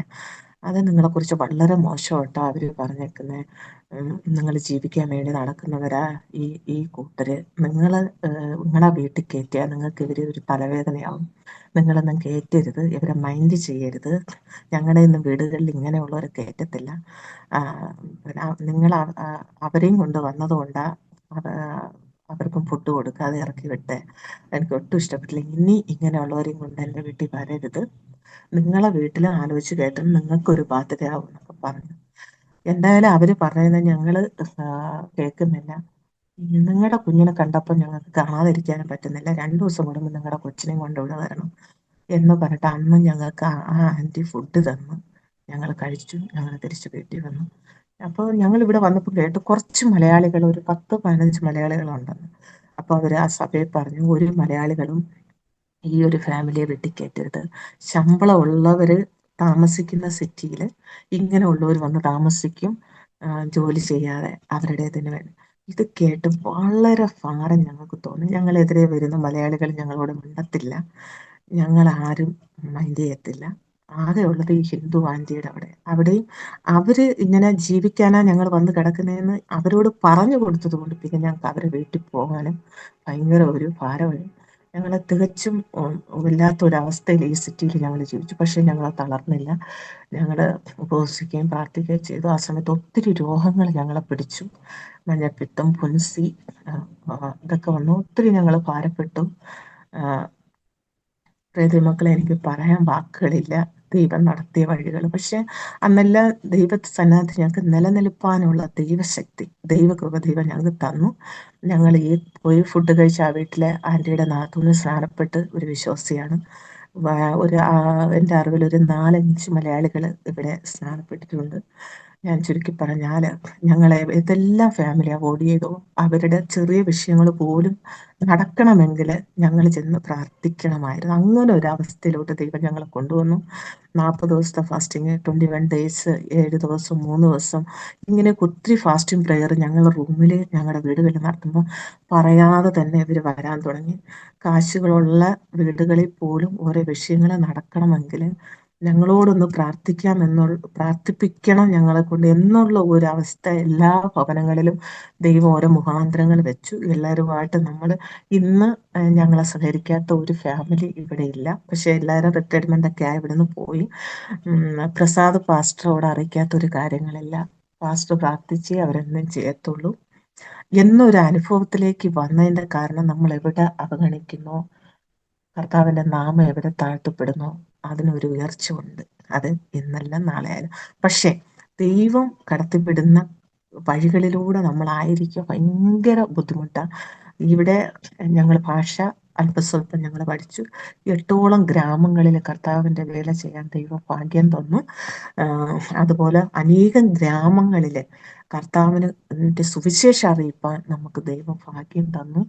അതുപോലെ അനേകം കോളനികളിൽ കർത്താവിന്റെ വചനവുമായിട്ട് പോകുവാനും അനേകരോട് സുവിശേഷം പറയുവാനും കുറച്ച് ഹിന്ദിക്കാരെയും സ്നാനപ്പെടുത്തുവാനും ഒക്കെ ദൈവം ഞങ്ങൾക്ക് ഭാഗ്യം തന്നു. അവസാനമായപ്പോൾ ഒരു കോളനിയിൽ നിന്ന് കർത്താവിന് വേണ്ടി അടികൊള്ളാണ്ട് ഭാഗ്യവും ദൈവം ഞങ്ങൾക്ക് തന്നു. ഒരു 70ഓളം പേര് കൂടുന്ന ഒരു കോളനിയിലുണ്ട് ഞങ്ങളുടെ സൺഡേ വർഷിപ്പ് രാവിലെ നടത്തുന്നത്. അവിടെ ഒരു ഗുരു ആയിട്ട് ഒരാളുണ്ടായിരുന്നു. ആ ഗുരുവിന്റെ മോനും മരുമോള് സ്നാനപ്പെട്ടു. അവർ ദേവഭാഗത്ത് വന്നു. അവരൊരു പുതിയ വീട് മേടിച്ചപ്പോൾ അവര് ഇങ്ങനെ വർഷിപ്പ് നടത്തി കയറി താമസിച്ചത് കൊണ്ട് പുള്ളിയുടെ പിതാവിന് ഭയങ്കര എതിർപ്പ് വന്നു. പുള്ളിയുടെ അടുത്ത ആൾക്കാർ പോകുന്നത് കുറഞ്ഞു. അപ്പം അവിടെ ആരാധന നടത്താൻ പോകുമ്പോൾ ഞായറാഴ്ച ദിവസം പോകുമ്പോൾ ഞാൻ ജസ്റ്റ് ആ കോളനിയിൽ എല്ലായിടത്തും ഒന്ന് ജസ്റ്റ് ചെയ്യും, ദേവദാസ ആരാധന നടക്കുന്നിടത്തിരുന്ന് പ്രാർത്ഥിക്കും. ഇതാണ് ഞങ്ങളുടെ ഒരു രീതി. ഞാൻ എല്ലായിടത്തും പോകുന്നതെന്ന് വെച്ച് കഴിഞ്ഞാൽ ഇവിടെയുള്ള ഹിന്ദിക്കാരെന്ന് വെച്ച് കഴിഞ്ഞാൽ ഒരു ഗസ്റ്റ് വന്നാൽ പിന്നെ ആരാധനയ്ക്ക് വരത്തില്ല. ജോലി കാര്യങ്ങളെല്ലാം ഒരു ഒതുക്കമായ നിലയിൽ അവർ വരത്തില്ല. നിസ്സാര കാര്യങ്ങൾക്ക് അവർ വരാതിരിക്കുക. അതിനിപ്പോൾ അവർ എത്രയെന്ന് പറഞ്ഞാലും അവരൊരു സ്വഭാവം അത്. അപ്പൊ ജസ്റ്റ് ഞാൻ ചെന്ന് എല്ലാവരും ഒന്ന് വിളിച്ചു കൂടി അവിടെ കൂടി കറങ്ങി ഇവിടെ കൂടി വരുമ്പോൾ ഇവർ പെട്ടെന്ന് വരും. അല്ലെങ്കിൽ ഇവർ വയ്ക്കുന്നവരും ഉണ്ട്, വരാതിരിക്കുന്നവരും ഉണ്ട്. അതെൻ്റെ ഒരു ശീലമായിരുന്നു, ഗ്രാമത്തിൽ പോയാലും കോളനികളിൽ പോയാലും. അപ്പം ഞാൻ അങ്ങനെ പോകുന്നത് ഈ പുള്ളി നോട്ട് ചെയ്തു. അപ്പം പുള്ളി എന്തോ കരുതി കൂട്ടിയിരുന്നു.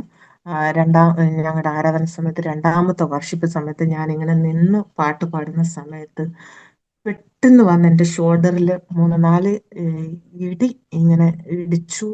എന്നെ ഇടിച്ചതോ എന്നെ അടിച്ചതോ എനിക്ക് ഇപ്പോഴും അതങ്ങോട്ട് ഗ്രഹിക്കാൻ പറ്റുന്നില്ല. എന്നിട്ട് ഞാൻ നിന്നപ്പം ബാക്കിൽ കസേര ഉണ്ടായിരുന്നു. ഈ കസേര എന്നെയും കൂടെ പുള്ളി തൊഴിച്ചെടുത്ത് കസേരയും ഞാനും കൂടെ വീണു. അതൊരു ഇരുമ്പ് ഡോറെ പോയി അടിച്ചു. അടുത്ത പുള്ളി ഇവിടെയൊക്കെ പശുവിനെ അടിക്കാൻ ഒരു വലിയ മുള വെച്ച് അതെടുത്ത് എൻ്റെ തലയ്ക്ക് അടിക്കുന്ന സമയത്ത് എൻ്റെ ഹസ്ബൻഡ് ഇങ്ങനെ പെട്ടെന്ന് ചാടി അത് പിടിച്ചു. ആ അടി അന്ന് എനിക്ക് കൊണ്ടിരുന്നെങ്കിൽ ഇന്ന് ഞാനിവിടെ കാണത്തില്ലായിരുന്നു. അപ്പോൾ ഹസ്ബൻഡ് അത് പിടിച്ചു. അത് കഴിഞ്ഞിട്ട് ഹസ്ബൻഡിനെ അടിച്ചു. ആ പുള്ളിയുടെ മകനെ അടിച്ചു. ഭയങ്കര കൂട്ടയടിയും നിലവിളിയൊക്കെ ആയി. ഞങ്ങൾ അവിടുന്ന് രക്ഷപ്പെട്ടു. ഞാൻ മലയാളത്തിൽ ഹസ്ബൻഡിനോട് പറഞ്ഞു നമുക്ക് പോകാം. അപ്പം ഞങ്ങളുടെ ഒരു ആക്റ്റീവയിലാണ് പോയത്. പുള്ളി വന്നപ്പോഴേ ആക്റ്റീവയെ തൊഴിച്ച് അതും ഒരു ഓടയിലോട്ട് ഇട്ടിരുന്നു.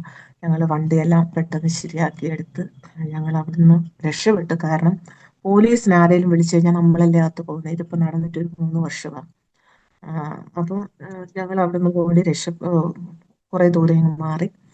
70 പേര് ആരാധിച്ചുകൊണ്ടിരുന്ന ആ കോളനി ഞാൻ കടഞ്ഞു. അവര് പറയുന്നത് ഞങ്ങളുടെ കഴുത്തിനെ വെട്ടി കോളനിയിൽ അവിടെ വെക്കും, ആ വഴി പോലും കടക്കരുത് എന്നൊക്കെ പറയുന്നത്. പക്ഷെ അവിടുന്ന് ഒരു 2 കിലോമീറ്റർ മാറി പുള്ളിയുടെ തന്നെ മകന്റെ വീട്ടിൽ ഇപ്പോഴും ആരാധന നടക്കുന്നുണ്ട്.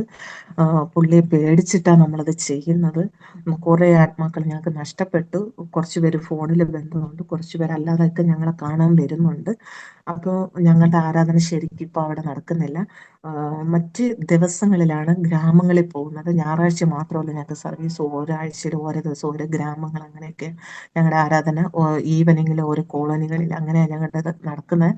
ഞങ്ങൾക്ക് ഇവിടെ ഇതില്ലായിരുന്നു, എന്ന് ആരാധന ആലയം ഞങ്ങൾക്കില്ലായിരുന്നു. ഞങ്ങൾ അത് പ്രാർത്ഥിച്ചുകൊണ്ടിരുന്നു. ഈ പ്രശ്നങ്ങളെല്ലാം ആയ ശേഷം ഞങ്ങൾക്ക് ആരാധിപ്പാൻ ഒരിടയില്ല. ഇപ്പം പിന്നെ പ്രത്യേകിച്ച് നമുക്ക് എല്ലാവർക്കും അറിയാം, നോർത്ത് ഇന്ത്യയിൽ മൊത്തം പ്രശ്നങ്ങളാണ്. ഈ ബില്ലൊക്കെ പാസ്സായ ശേഷം ആരാധിപ്പാൻ ഒരിടയില്ല. ലാസ്റ്റ് ദൈവം ചെയ്ത ഒരു അത്ഭുതം കൂടെ ഒത്തിരി ഉണ്ട്, ഒന്നും കൂടെ ഞാൻ എടുത്തു പറയട്ടെ. ആരാധിപ്പാൻ ഒരിടയില്ല. ഈ ദേവദാസന്റെ ഈ ഞങ്ങൾ ആ തല്ലേ മകന്റെ വീട്ടിൽ ഈ ആരാധന നടക്കുന്ന സമയത്ത് ആ പുള്ളി പറഞ്ഞു ഇവിടെ ആരാധിക്കാൻ ബുദ്ധിമുട്ടാണ്, ഒത്തിരി പേര് വരാത്തത് പപ്പായെ പേടിച്ചിട്ടാ. പിന്നെ എനിക്ക് ആളെ കൂട്ടാൻ ഒക്കത്തില്ല, ഫ്രണ്ടില് മറ്റ് മതസ്ഥര് പ്രശ്നം ഉണ്ടാക്കും, അവർ നോട്ട് ചെയ്തുകൊണ്ടിരിക്കുക, നമ്മളെ വീക്ഷിക്കുക. ആ ഞായറാഴ്ച ആ, ആ, പിറ്റേ ആഴ്ച ആരാധന നടത്താൻ പറ്റില്ല എന്ന് വിളിച്ചു പറഞ്ഞു. അതിന്റെ പിറ്റേ ആഴ്ച നടത്താൻ പറ്റില്ല എന്ന് പറഞ്ഞു. മൂന്നാമത്തെ ഞായറാഴ്ച പുള്ളി എന്നോട് പറഞ്ഞു 8 മണിക്ക് വെക്കാം, 9 മണിക്ക് വെക്കാം, 10 മണിക്ക്, ഓരോ സമയത്ത് വിളിച്ച് സമയം മാറ്റി മാറ്റി പോയി. ഞങ്ങൾ വളരെയേറെ ഭാരപ്പെട്ടു, കരഞ്ഞു ദൈവത്തോട്, കർത്താവേ ഞങ്ങൾ ഇങ്ങനെ കിടന്ന് അലയുന്നത് ദൈവം കാണുന്നില്ലയോ എന്ന്. അപ്പം പുള്ളി പറഞ്ഞു ഈ ആഴ്ച ഇനി ഇല്ലെന്ന് പറഞ്ഞു, ആരാധന ഇല്ല, ഞങ്ങൾ വീട്ടിലിരുന്ന് പ്രാർത്ഥന, ഞങ്ങൾ ഈ വാടകയ്ക്ക് താമസിക്കുന്നിടത്ത് ആളെ വരുത്താൻ പറ്റത്തില്ല, അതും അവർ മന ചെയ്തേക്കുക. ആ സമയത്ത് ഒരു 11 മണിയായപ്പോൾ മെയ് മാസം വലിയ ചൂടത്ത് പുള്ളി പറഞ്ഞു പപ്പ ഇപ്പൊ ഇവിടെയില്ല, ഫ്രണ്ടിലെ വീട്ടുകാരും ഇല്ല, നമുക്ക് ആരാധിക്കും, പാസ്റ്റർ വരാൻ പറഞ്ഞു. ഞങ്ങൾ പോയി. ഭയങ്കര ചൂടും വെയിലുമാ. പുള്ളി അന്നൊരു 3 പ്രാവശ്യം ടൈം മാറ്റി ആരാധന ഇല്ലെന്ന്. ഞാൻ ഈ പോകുന്ന ഇവിടുന്ന് ഒരു 5 കിലോമീറ്ററോളം ഉണ്ടെന്ന് തോന്നുന്നു. ഞാൻ ഈ വെയിലത്ത് ഇങ്ങനെ പോകുന്ന എനിക്ക് തീരെ സുഖമില്ലായിരുന്നു.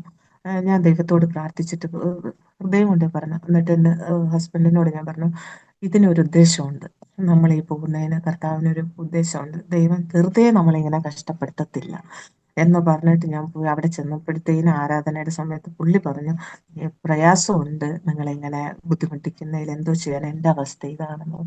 ഞാൻ ആ പുള്ളിയോട് പറഞ്ഞു നമുക്ക് പ്രാർത്ഥിക്കാം, ദൈവം ഇതെല്ലാം കാണും. ഈ വർഷം നമുക്ക് ആലയത്തിന് വേണ്ടി അല്പം ഭൂമിക്ക് വേണ്ടി ഒരു 3-4 സെന്റ് സ്ഥലം നമുക്ക് കിട്ടുന്നതിന് വേണ്ടി നമുക്ക് പ്രാർത്ഥിക്കാം. അന്നേരം പുള്ളി വെച്ച് സിസ്റ്ററെ സംഘടനയെ നമുക്ക് മേടിച്ചു തരുമോ, നമ്മൾ പ്രാർത്ഥിക്കും. അതെ ഇപ്പൊ ഇങ്ങനെ എന്താണ് സോഴ്സ്? അപ്പൊ ഞാൻ പറഞ്ഞു സോഴ്സ് ഒന്നുമില്ല, സംഘടനയിൽ നിന്ന് സ്ഥലം മേടിച്ചു കൊടുക്കുന്ന പരിപാടിയില്ല.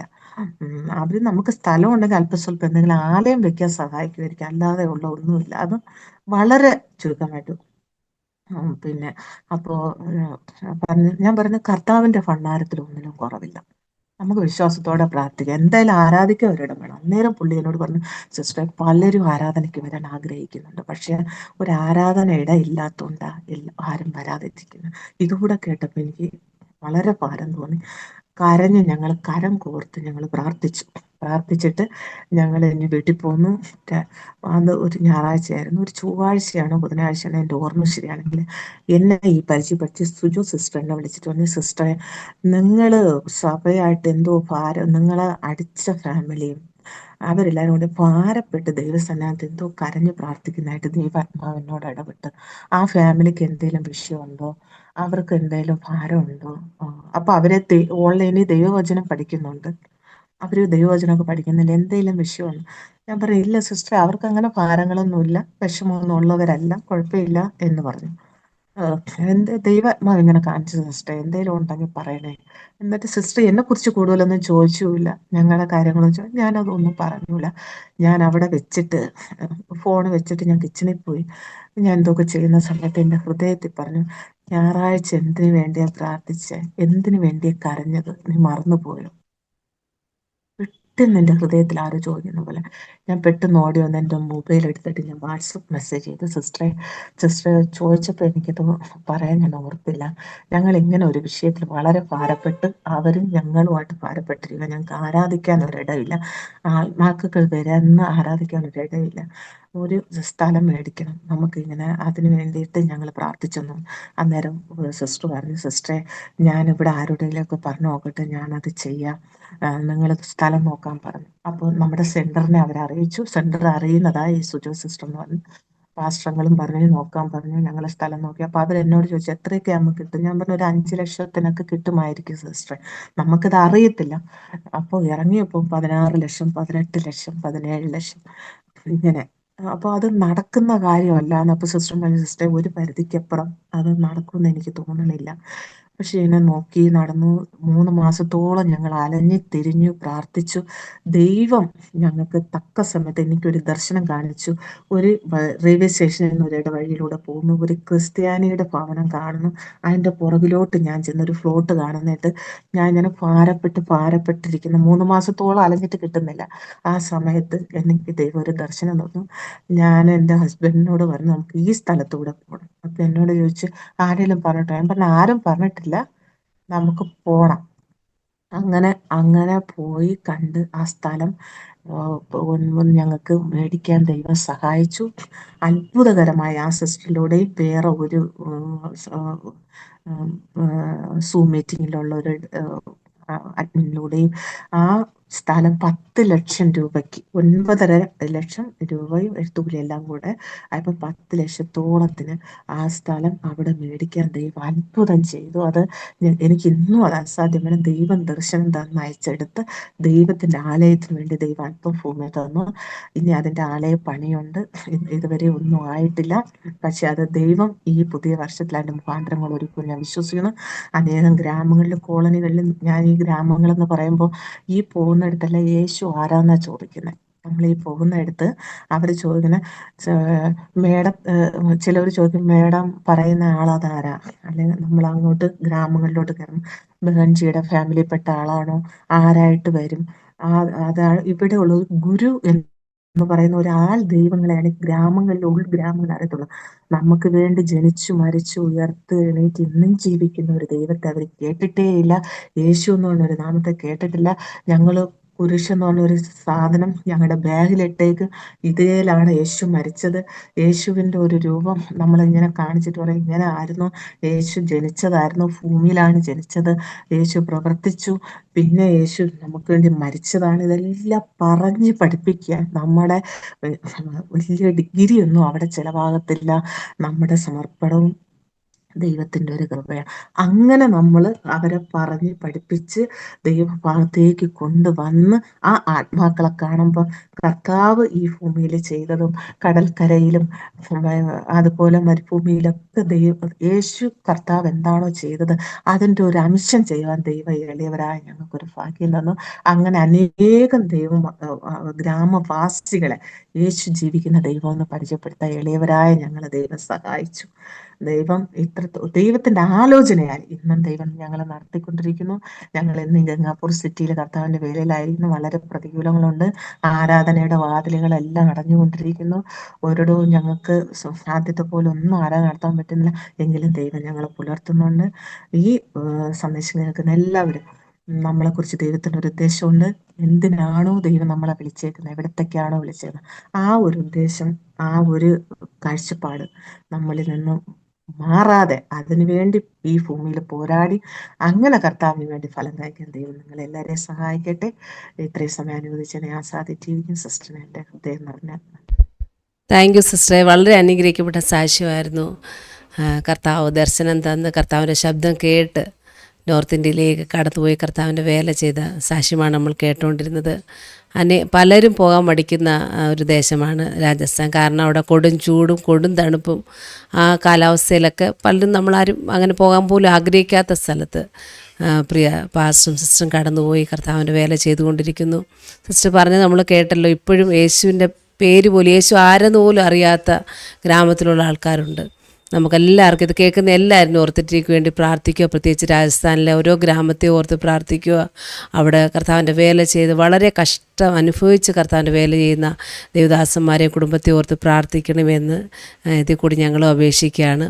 വളരെ അനുഗ്രഹിക്കപ്പെട്ട സാക്ഷ്യമാണ്. കർത്താവ് പിന്നെയും കുടുംബമായിട്ട് പ്രിയ സിസ്റ്ററേയും പാസ്റ്ററേയും കുഞ്ഞുങ്ങളെല്ലാം ആ ദേശത്തെ നോർത്തിറ്റിക്ക് വേണ്ടി ഉപയോഗിക്കട്ടെ എന്ന് പ്രാർത്ഥിക്കുന്നു. സിസ്റ്ററിന് എന്തെങ്കിലും ആഡ് ചെയ്യാനുണ്ടെങ്കിൽ ആഡ് ചെയ്യുക, അല്ലെങ്കിൽ അങ്ങനെ സിസ്റ്റർ സിസ്റ്റർ തന്നെ നമ്മുടെ അനേകർ നമ്മളെ കണ്ടുകൊണ്ടിരിക്കുന്നവർക്ക് വേണ്ടി പ്രിയമുള്ളവർക്ക് വേണ്ടി പ്രാർത്ഥിക്കാം. വാഗ്ദത്തങ്ങളുടെ വിശ്വസ്തനും വാക്കു പറഞ്ഞ മറത്തുനുമായ സ്വർഗീയ രാജാവെ, നന്ദിയോടെ സ്തുതിക്കുന്നു, സ്തോത്രം ചെയ്യുന്നു. പിതാവെ, അങ്ങ് വിളിച്ച വിളിയും അങ്ങ് നടത്തിയ വഴികളും അങ്ങയുടെ ദൈവരാജ്യത്തിന്റെ വ്യാപ്തിക്കായി ഞങ്ങളെ, ഈ എളിയവരായ ഞങ്ങളെ കടത്തിവിടുന്ന വഴികളെയും ഞങ്ങളിലൂടെ ചെയ്തെടുക്കുന്ന പ്രവൃത്തികളെയും ഒക്കെ ഈ സമയത്ത് മറ്റുള്ളവരുടെ ഒരു ആത്മീയ ജീവിതത്തിന് കർത്താവ് അനുഗ്രഹമാകുമാറ് കർത്താവെ അടിയൻ പറഞ്ഞു ദൈവം ചെയ്ത ഉപകാരങ്ങളെയൊക്കെ ദൈവജനത്തോട് പറയുവാൻ ദൈവം സഹായിച്ചു. ഈ സാക്ഷ്യം കേൾക്കുന്നവർക്കും അതൊരു അനുഗ്രഹത്തിനും വിടുതലിനും കാരണമാകുവാൻ അടിയൻ പ്രാർത്ഥിക്കുന്നു. അവരെ വിളിച്ച വിളിക്ക് അനുസരിച്ച് കർത്താവിന് വേണ്ടി ഫലം കായ്ക്കുവാനും വിളിച്ചെടുത്ത് പോയി കർത്താവിന് വേണ്ടിയിട്ട് ഫലം കായ്പാനും ദൈവം ഇടയാക്കണമേ. സ്തോത്രം. അവർക്ക് ദൈവം കൊടുത്തിരിക്കുന്നതായ ദൈവിക വാഗ്ദത്തങ്ങൾക്ക് വേണ്ടി കാത്തിരിപ്പാൻ ദൈവം അവർക്ക് ശക്തിയും ബലവും കൊടുക്കണം. ഈ സാക്ഷ്യം മറ്റുള്ളവർക്ക് പ്രയോജനമായി തീരണം. ദൈവരാജ്യത്തിന് ഫലവത്തായി തീരണം. യേശു ക്രിസ്തുവിന്റെ നാം തന്നെ. ആമേൻ. Praise the Lord. ഈ സാക്ഷ്യം കേൾക്കുന്ന എല്ലാവരും പ്രിയ സിസ്റ്റർ കുടുംബത്തെ ഓർത്ത് പ്രാർത്ഥിക്കുക. നോർത്ത് ഇന്ത്യയിലെ വേല ഒരിക്കലും എളുപ്പമല്ല. എന്നാൽ വിളിച്ച കർത്താവ്, ആരാണ് വിളിച്ച് നമ്മളെ ഇറക്കിയത്, ആ ദേശത്തേക്ക് അയച്ചത്, ആ കർത്താവ് കൂടെ ഇരുന്ന് ഇന്നുവരെ സിസ്റ്റർ കുടുംബത്തെ നടത്തി പിന്നെയും കർത്താവ് എന്തെല്ലാം അവിടെ പ്രിയ കുടുംബത്തെ കൊണ്ട് ചെയ്യുവാൻ ആഗ്രഹിക്കുന്നു അതെല്ലാം ചെയ്യുവാൻ കർത്താവ് സഹായിക്കട്ടെ എന്ന് പ്രാർത്ഥിക്കുന്നു. എല്ലാവരോടുള്ള നന്ദി ഞങ്ങൾ അറിയിക്കുന്നു. Price the Lord. Thank you for watching.